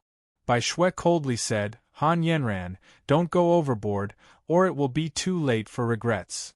She waved her sleeves, and the red light on Su Yu and Xing Gu dissipated. "Let's go." Bai Shui grunted. Han Yanran watched them leave, snorting disdainfully. "I'll let you be arrogant for a while longer. Soon, you won't be happy anymore." In the center of the Heavenly Law Realm, a giant lake lay across the land. From afar, it looked like a mirror embedded in the ground. There were living creatures traversing the lake. Beneath the lake is the Heavenly Law Alliance. That lake is a testing barrier. Any life form that passes through it will be tested, explained Bai Shui, but she didn't say what the test was. Su Yu didn't really care about it, as many factions had similar detection barriers. So, it wasn't strange at all. He followed White Snow through the lake, and the moment he crossed the lake, he felt a slight tingling sensation on the surface of his body. It was as if something was desperately trying to drill into his body. Su Yu furrowed his brows. Instinctively, the energy in his body shook and dissolved the electric current that had penetrated his body. However, he didn't know how much of an impact this instinctive reaction would have. In the depths of the Heavenly Tao Alliance, in front of a crystal wall, more than a dozen Heavenly Tao Alliance ancient sages were staring at the flickering dots of light on the wall and recording them. The light spots were of different colors. Some were red, some were orange, some were yellow, and some were green. Different colors actually represented a person's strength. Red was the lowest level of cultivation that could be detected, and it was roughly at the Tao Lord level. Orange represented the middle stage of the Tao of Heaven. Yellow represented ancient sages. Green represented a great sage. As for the color above that, it was cyan. That was the strength of a 10,000 saint, but it rarely appeared. These ancient sages recorded the cultivation levels of all those who entered the Heavenly Law Alliance as a precaution. If a great saint-level expert were to appear, he would have to alert the old Alliance leaders in time and let them know. All of a sudden, an eye-catching green dot of light appeared on the crystal wall. The expressions of the ancient sages changed slightly. They immediately noted it down and said, "A great sage has entered. Confirm his identity." On the crystal wall, the green dot of light enlarged infinitely, revealing the outline of White Snow. "So, the Alliance Master has returned." It was a false alarm. One of them laughed bitterly and immediately restored the crystal wall to its original state. However, right at that moment, a ray of green light appeared on the crystal wall again. Another expert with great saint strength? The ancient sages immediately zoomed in on the image, and found that it was a petite little girl who was accompanying White Snow. "Record it down. The Alliance Master has brought back a great sage girl," one of the ancient sages ordered. Just as the recording was completed, something strange happened. The screen suddenly trembled violently. An extremely dazzling cyan light flickered rapidly across the entire screen, so blinding that people couldn't open their eyes. "Ah, what's going on?" Several ancient sages hurriedly shielded their eyes and exclaimed in shock. The ancient sage official gasped and said, "Level 1 alert, a myriad saint expert has arrived." "A 10,000 saint expert?" The ancient sages were all shocked. Since the establishment of the Heavenly Law Alliance, this was the first time a 10,000 saint expert had come. "Quick, find out his identity immediately and find out who he is," the senior officer anxiously ordered. Ignoring the blinding green light, he immediately zoomed in on the image, hoping to see the figure clearly. However, no matter how big the image was, he still couldn't see it clearly. The only thing he could see was the vague silhouette of the other party. When the green light dissipated, the figure of the other party was even harder to catch. "Have you found out who it is?" Some of the ancient sages were still in a state of shock. The commanding officer shook his head calmly. "I can only see the gist of it. I'll report to the Hall of Elders." This matter was of great importance, and he had to inform the Hall of Elders as soon as possible. Su Yu was completely unaware of this. He expressionlessly followed Bai Shui to the Heavenly Law Alliance's Hall of Mission. This place was bustling with people like a bustling market. Most of the people here were the leaders of various factions, and they had received precious missions from the Heavenly Law Alliance. "Greetings, Alliance Master." Just as they arrived at the entrance of the hall, the guards on both sides hesitated for a moment before kneeling down on one knee. Bai Shui completely ignored them, entering the Hall of Mission. There were over 100 windows in the hall, and each window was filled with thousands of people queuing up. Only one crystal window had no one in front of it. There was only a white-haired old man yawning in boredom. Bai Shui came in front of him and knocked on the table. "Call Fang Yuan out." Fang Yuan was none other than the Hall Master of the Hall of Mission, in charge of all missions. The Heavenly Law prison missions were the highest-level missions, and only some special factions and great sage factions could accept them. They were not given out at ordinary windows, and could only be given out at the crystal window in front of them. Furthermore, the Hall Master had to personally give out the missions. Thus, Bai Shui could not be bothered to speak to the old man at the counter, and directly called for Fang Yuan. "Ah!" The old man was startled, and said unhappily, "Who is being impudent, calling the Hall Master by his name?" But when he saw who it was, his eyes went wide, and he said in panic, "Ah! It's the Alliance Master." But soon after, the old man seemed to have thought of something, and the panic on his face receded. "Please wait for a moment, I'll inform the Hall Master." Not long after, the old man returned, but he did not bring Fang Yuan with him. "Hall Master Fang is waiting for you inside, please come with me." Bai Shui's brows twitched and she squinted her eyes. "Fang Yuan has guts." She called for Fang Yuan, but he did not come, and instead asked her to meet him. Chapter 30:11. She could sense that something was amiss. Even Su Yu, an outsider, felt that something was amiss. The Alliance Master was being treated with such disrespect. The shopkeeper smiled, his expression unchanged. "This is Hall Master Fang's will, I cannot change it." Bai Shui glanced at Su Yu, hesitating for a moment before saying, "Lead the way." If she were to go now, her dignity as the Alliance Master would be shattered. But she had promised Su Yu that she would help him obtain the Heavenly Law prison mission. Right now, she could only grit her teeth and go. With the shopkeeper leading the way, Bai Shui, Su Yu, and Xing Gu entered the back hall. "Wait. You two stay outside." The shopkeeper looked at Su Yu and Xing Gu coldly. "They are my friends," Bai Shui said indifferently. It was not a problem for the Alliance Master to bring her friends into the back hall of the Hall of Mission. But the shopkeeper interfered. "Alliance Master, the Hall of Mission is an important organization of the Heavenly Law Alliance. How can an outsider enter?" A mere shopkeeper dared to argue with the Alliance Master, and even lectured her. Even if Su Yu was a fool, he would still be able to see where the problem lay. Xing Gu frowned. "Bai Shui, don't force yourself." Su Yu nodded. "You can come back later." Bai Shui's priority was to clarify the situation. Even if she had no real authority as the Alliance Master, and was only a decoration, it was not something anyone could take advantage of. But Bai Shui had already lost all her face. How could she lower her head? "Wait outside, I'll be right back." Her face was ashen as she entered the back hall.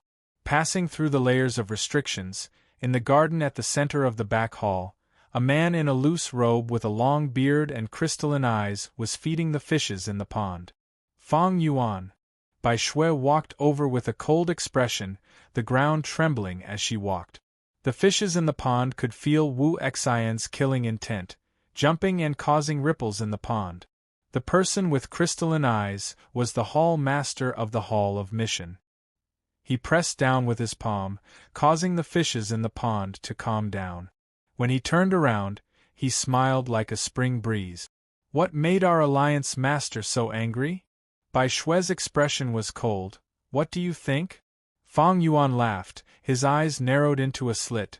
Hee, I don't know. Bai Shui stared at him. Do you still have me in your eyes?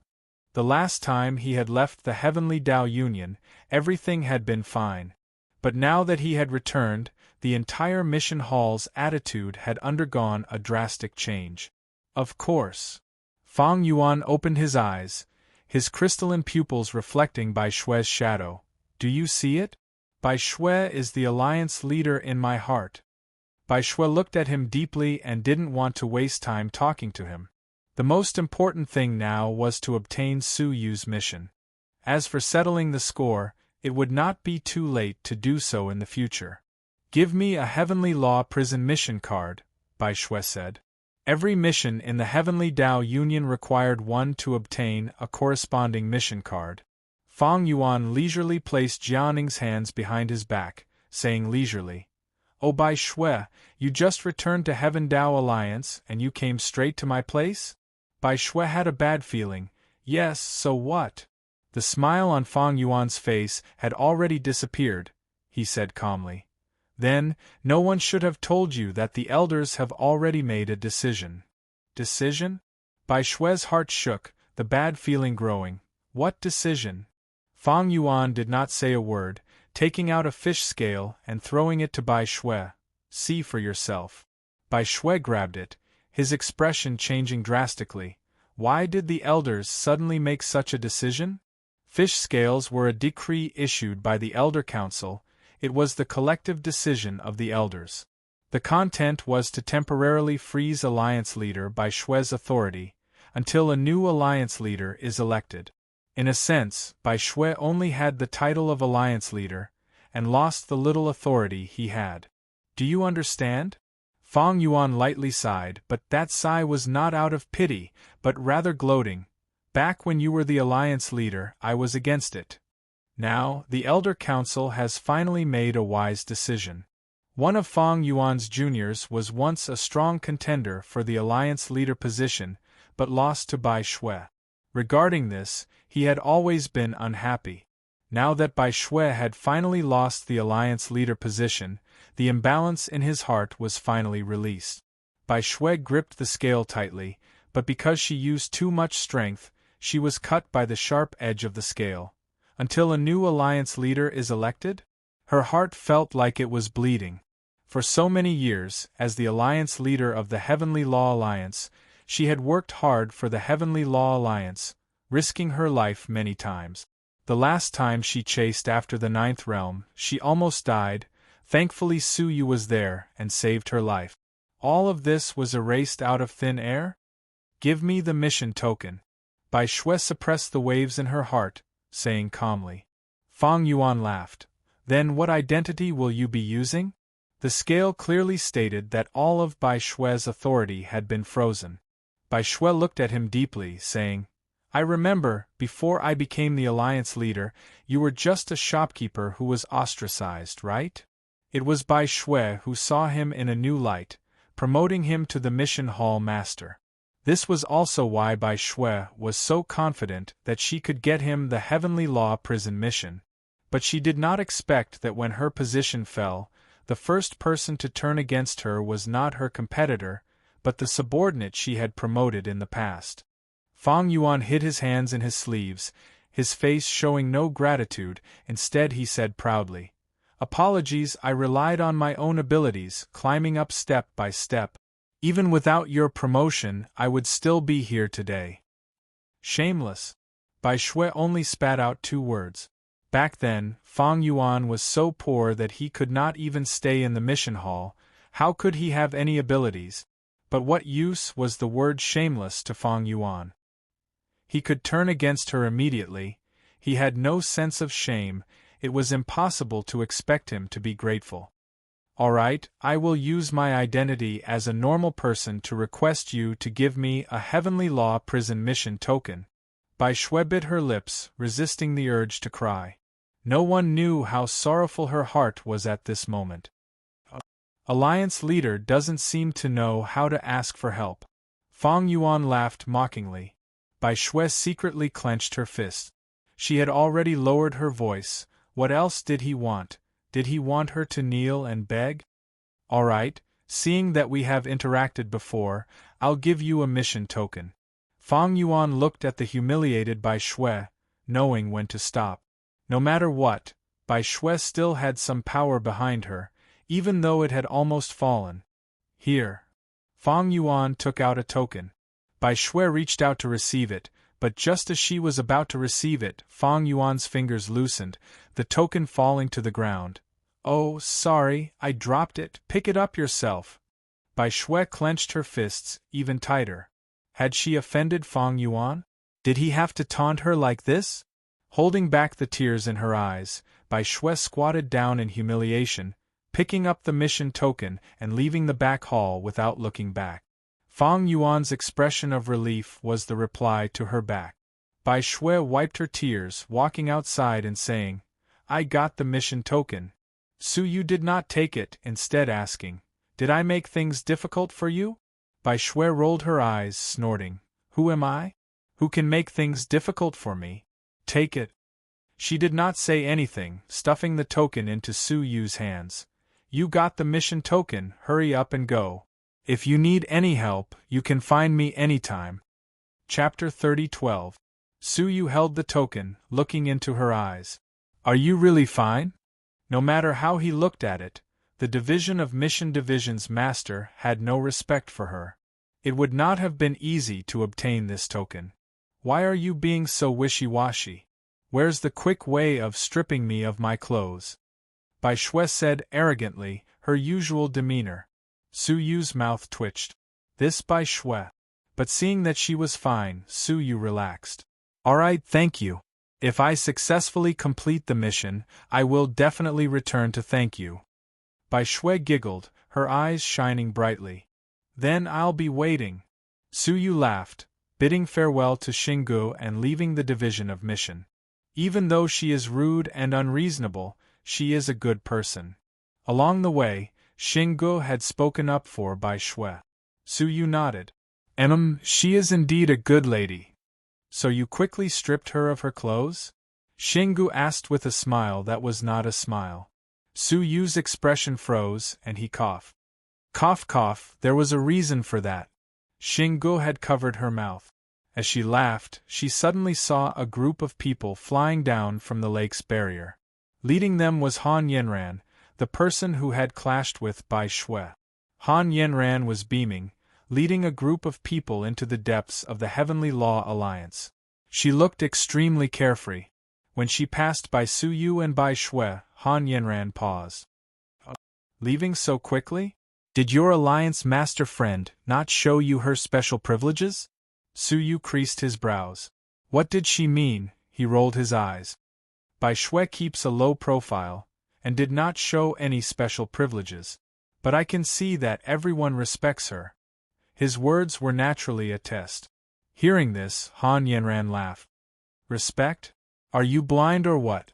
Someone whose status as the Alliance Master has been frozen and is about to be crippled, you tell me that she is respected? What? Su Yu's gaze wavered. She had fallen to such a state? The nonchalant attitude she had displayed in front of him just now had been a forced act, right? He suddenly felt that the token in his hand was heavy. He didn't even need to think to know how difficult it would be for him to obtain the token from the unfriendly hall master of the mission hall, since he had lost his identity as the Alliance Master. The calmer she appeared to be, the more turbulent her heart was. You'd better leave quickly. Don't get into trouble with her. Han Yanran said and leaped away. Su Yu understood what Bai Shui was implying. It was not as simple as freezing her position as the Alliance Master. Perhaps she had done something even worse. "Shunga, we can't leave for the time being," Suyu said. Shunga nodded obediently and tilted her neck. "It's really hard for Bai Shui to leave like this."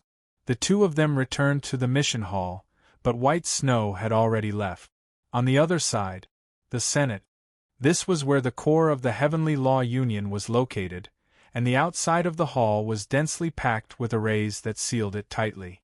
Not to mention barging in, it would be extremely difficult for anyone from the outside to even investigate it. At this very moment, the leader of the ancient sages was kneeling on the ground. "Can I trouble Guardian Gu to pass on a message? I have an urgent matter to report." Outside the Senate, there was an old man in a straw cape guarding the only entrance. He slowly raised his head and glanced at the leader of the ancient sages. The leader of the ancient sages shuddered and trembled uneasily.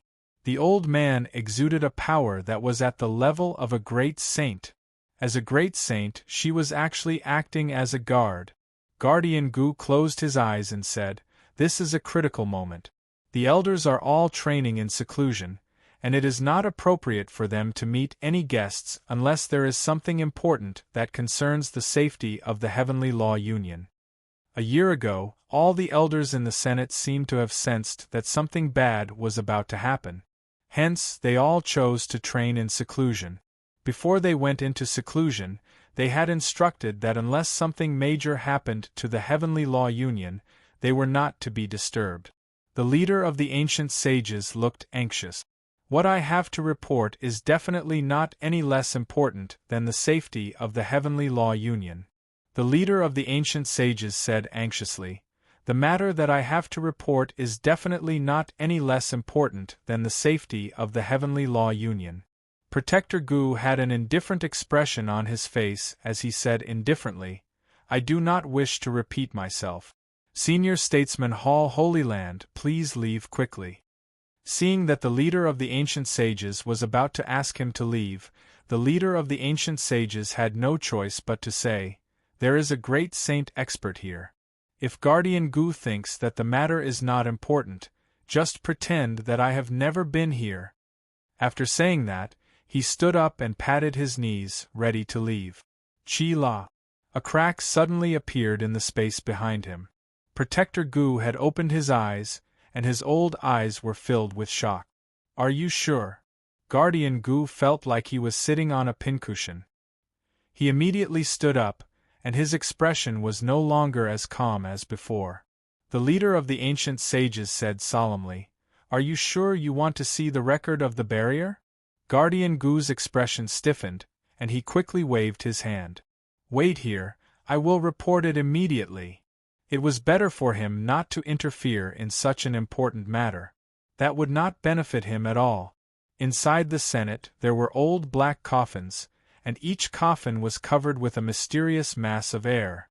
Inside the coffins it was completely silent, and there was no sound. Guardian Gu knelt in front of the coffins and said, reporting to the 9 senators, "The barrier inspector has reported that there are signs of a great saint expert's arrival." Clang! The lid of the coffin at the very end suddenly moved open, and a shriveled old man who looked like a corpse suddenly sat up. 2 emerald flames danced in the eye sockets of the mummy. He opened his mouth, and a hoarse and gloomy voice came out as if a ghost was speaking. "Why would a great saint expert come to my Heavenly Law Alliance? Is the inspection reliable?" Guardian Gu said respectfully, "I think that they do not have the courage to lie." The barrier inspector did not have the courage to use the matter of a great saint expert to disturb the Senate. Clang! Clang! The lids of the coffins were opened one after another, and they, who were in deep seclusion, were all awakened by this shocking news. Guardian Gu was secretly shocked. It actually caused the 5 senators to wake up. The impact of this news on them was too great. "Bring him in." In a coffin there was no corpse sitting up. Instead, it gave a vague order. Guardian Gu immediately went out and brought the ancient sage leader in. "Greetings, senators." The ancient sage leader's heart jumped. These senators spent most of their time in the Senate, and they rarely showed themselves. Now, they actually saw 5 of them at the same time. Take out the barrier record. The ancient sage leader immediately took out a drop of water and tossed it into the air. Immediately, an extremely clear image was projected. On the surface of the crystal, a dazzling green light appeared without any warning. It was so bright that one could not open one's eyes. So. The few senators who were lying down stood up from their coffins, and they looked at the green light in the sky with solemn expressions. Creak. Next, the lids of 2 more coffins opened, and 2 extremely old people sat up from within. Their bodies were even a little rotten. They were senators with even more seniority, and they had already lived for 7 to 8 epochs. It's a great saint expert, the 3rd coffin old man said in a hoarse voice. His face was so rotten that only his bones were left. But I can't see them clearly, he said in a hoarse voice. At this moment, the sound of fingernails rubbing against the coffin lid came from the 2nd coffin. In the spacious Senate, it seemed abnormally eerie. Chapter 30:13. The 7 corpses looked over and climbed out of their coffins, respectfully standing in front of the coffin. Senior Elder Han, the 7 said respectfully. You are awake? A deep voice came from the coffin. Look. Whoosh. A domain filled with the power of the world was emitted from the coffin, entering the blurry image in the air. The blurry silhouette immediately became clear. Suyu, dressed in a black robe, appeared in front of them. No, to be exact, the black robe gradually became transparent, revealing the figure of an extremely beautiful woman. Ah! Heavenly Prince Mirrorflower! The 7 corpses cried out in shock. That face belonged to Heavenly Prince Mirrorflower alone. No, that is only a part of Heavenly Prince Mirrorflower's body. She has not fully recovered, Senior Elder Han said in a hoarse voice from the coffin. Even so, it was enough to make them feel terrified. Why had Heavenly Prince Mirrorflower come to the Heavenly Law Alliance? Had they discovered the Heavenly Law Alliance's secret? Senior Elder Han, what should we do? Should we welcome her, or? The 7 elders asked. Heavenly Prince Mirrorflower's sudden arrival had disturbed their calm thought. Senior Elder Han said slowly, since Heavenly Prince Mirrorflower has come secretly, we will pretend that we do not know. We just need to keep an eye on her and react accordingly. Yes. The 7 elders said. Senior Elder Zhou, who was ranked last, volunteered. I will temporarily come out of seclusion to monitor Heavenly Prince Mirrorflower's movements and take over the Heavenly Law Alliance. At this critical moment, an elder must be present. Senior Elder Han nodded in the coffin. Yes. Also, quickly complete the replacement of the Alliance Master. Yes. Senior Elder Zhou left the Elders' Hall alone. The moment he left the Elders' Hall, his flesh and blood immediately became plump, and he soon became a normal living creature. He took a deep breath and muttered, "What an eventful time! At such a critical moment, Heavenly Prince Mirrorflower has arrived." A misty light appeared around his body. When the light dissipated, he had already appeared in the Heavenly Law Alliance Master's palace. Inside the palace, a person was silently sitting on the Alliance Master's throne, which normal people could not approach. Bai Shui? Senior Elder Zhou was slightly surprised. You have returned? Bai Shui's eyes were emotionless, as if she was dead. Her body was gone. She silently took out 2 items. One was the Heavenly Law Alliance's seal, while the other was the seal of a statue. Return it to its owner, Bai Shui said calmly. Grand Elder Zhou immediately stepped forward, grabbed the 2 items, and carefully examined them. He let out a long sigh of relief. Finally found them. While feeling gratified, he couldn't help but criticize, We can give the Heavenly Law Alliance a false alarm. If these 2 items were lost, it would be a huge problem. To be precise, trouble had already come knocking on their door. Not long ago, a large number of suspicious lifeforms had successfully entered the 9-star civilization with official documents issued by the Heavenly Law Union. When the Heaven Sun Palace found out about this, they ordered the Heavenly Law Alliance to provide an explanation. The so-called Son of Heaven Palace was the top stoneman palace in the heavens controlled by Heavenly Prince Mirrorflower. According to the region, the Stone Man Palaces were divided into the Heaven Stone Man Palace, the Whole Stone Man Palace, and the Realm Stone Man Palace. For example, the Stone Man Hall of the Cloud Desolate Territory was the Realm Stone Man Hall that the Cauldron measured. The Golem Palace that was one level higher was the 10,000 Venerables Cave Golem Palace. It was the highest level of the Golem Palaces in the Cloud Desolate Territory. The highest level was the Heaven Stone Man Palace, which ruled the 10 Whole Stone Man Palaces. They were warned by the Heaven Stone Man Palace, which showed how serious the situation was.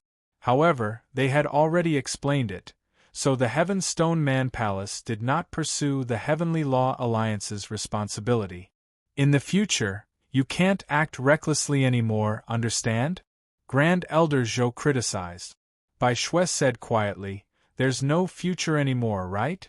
Grand Elder Zhou's body stiffened slightly, and he said with a complicated expression, "You already know?" It was almost certain that Bai Shui would never have the chance to touch the Big Seal or the Seal again. She was no longer the Alliance leader. Bai Shui stood up from the Alliance leader's throne and said, "I know some, but I don't know some." She looked at Grand Elder Zhou and said, "Back then, you were one of the people who supported me to become the Alliance leader. On account of our many years of friendship, can you tell me why?" Bai Shui asked. The change of the Alliance leader was related to the stability of the Heavenly Law Alliance. Before she left, there was no news, but after she returned, her privileges as the Alliance leader were already frozen. There had to be an unknown reason for her sudden change. Grand Elder Zhou was silent for a long time, before he waved his sleeve and set up a thick isolation barrier. He sighed and said, "The Grand Elder has already passed away." "What?" Bai Shui's petite body trembled, and she said in shock, "How could it be so sudden?" The Grand Elder was the oldest Alliance leader of the Heavenly Law Alliance. His cultivation was extremely high, and he was second only to the 10,000 Saints. For many years, the Heavenly Law Alliance had been able to develop smoothly because of the Grand Elder. Otherwise, it would have been destroyed by other factions with bad intentions. Back then, Bai Shui could defeat all the competitors and become the Alliance leader. She had the support of someone like Grand Elder Zhou, but most importantly, the Grand Elder had personally recommended Bai Shui to be the Alliance leader. That was the key to turning defeat into victory, defeating Han Yanran, who was the most competitive, and becoming the new Alliance leader. She pushed back and sat on the throne in a daze, unable to accept the truth in front of her. Why did the Grand Elder pass away? With the Grand Elder's cultivation, he could live as long as heaven and earth. As long as he was not targeted by stronger experts, there was no such thing as passing away. Grand Elder Zhou sighed and said, "Eternal life, in a sense, is a kind of torture." The Grand Elder had lived for 9 eras, and he had witnessed the destruction and reconstruction of the 9-star civilizations several times. He had witnessed the rise and fall of the human race, and he had long lost his passion for life. The Grand Elder chose to break through to the 10,000 Saints level. If he succeeded, he would lead the Heavenly Law Alliance in a final battle. If he failed, he would leave his cultivation to the remaining Grand Elders, and let them continue to protect the Heavenly Law Alliance. Bai Shui's shoulders trembled, and she felt an indescribable sadness in her heart. It turned out that the Grand Elder had voluntarily left the world and entered reincarnation. Now, the most experienced person is Grand Elder Han. Grand Elder Zhou revealed the truth. Grand Elder Han hoped that his descendant, Han Yanran, would become the Alliance leader. Now that the Grand Elder had left, he was the person with the highest authority in the Heavenly Law Alliance, and the other Grand Elders had to give him face. However, Bai Shui, you don't have to worry. Although you are no longer the Alliance leader, with your great sage cultivation, the Heavenly Law Alliance will not mistreat you. You might even become the protector of the Grand Elder Hall, Grand Elder Zhou said. Bai Shui's eyes became misty, and she gently shook her head. There is no need. I came back not to beg you, but to inform you of something. A letter slipped out of her sleeves and flew towards Grand Elder Zhou. Grand Elder Zhou opened it and frowned. You want to leave the Heavenly Law Alliance?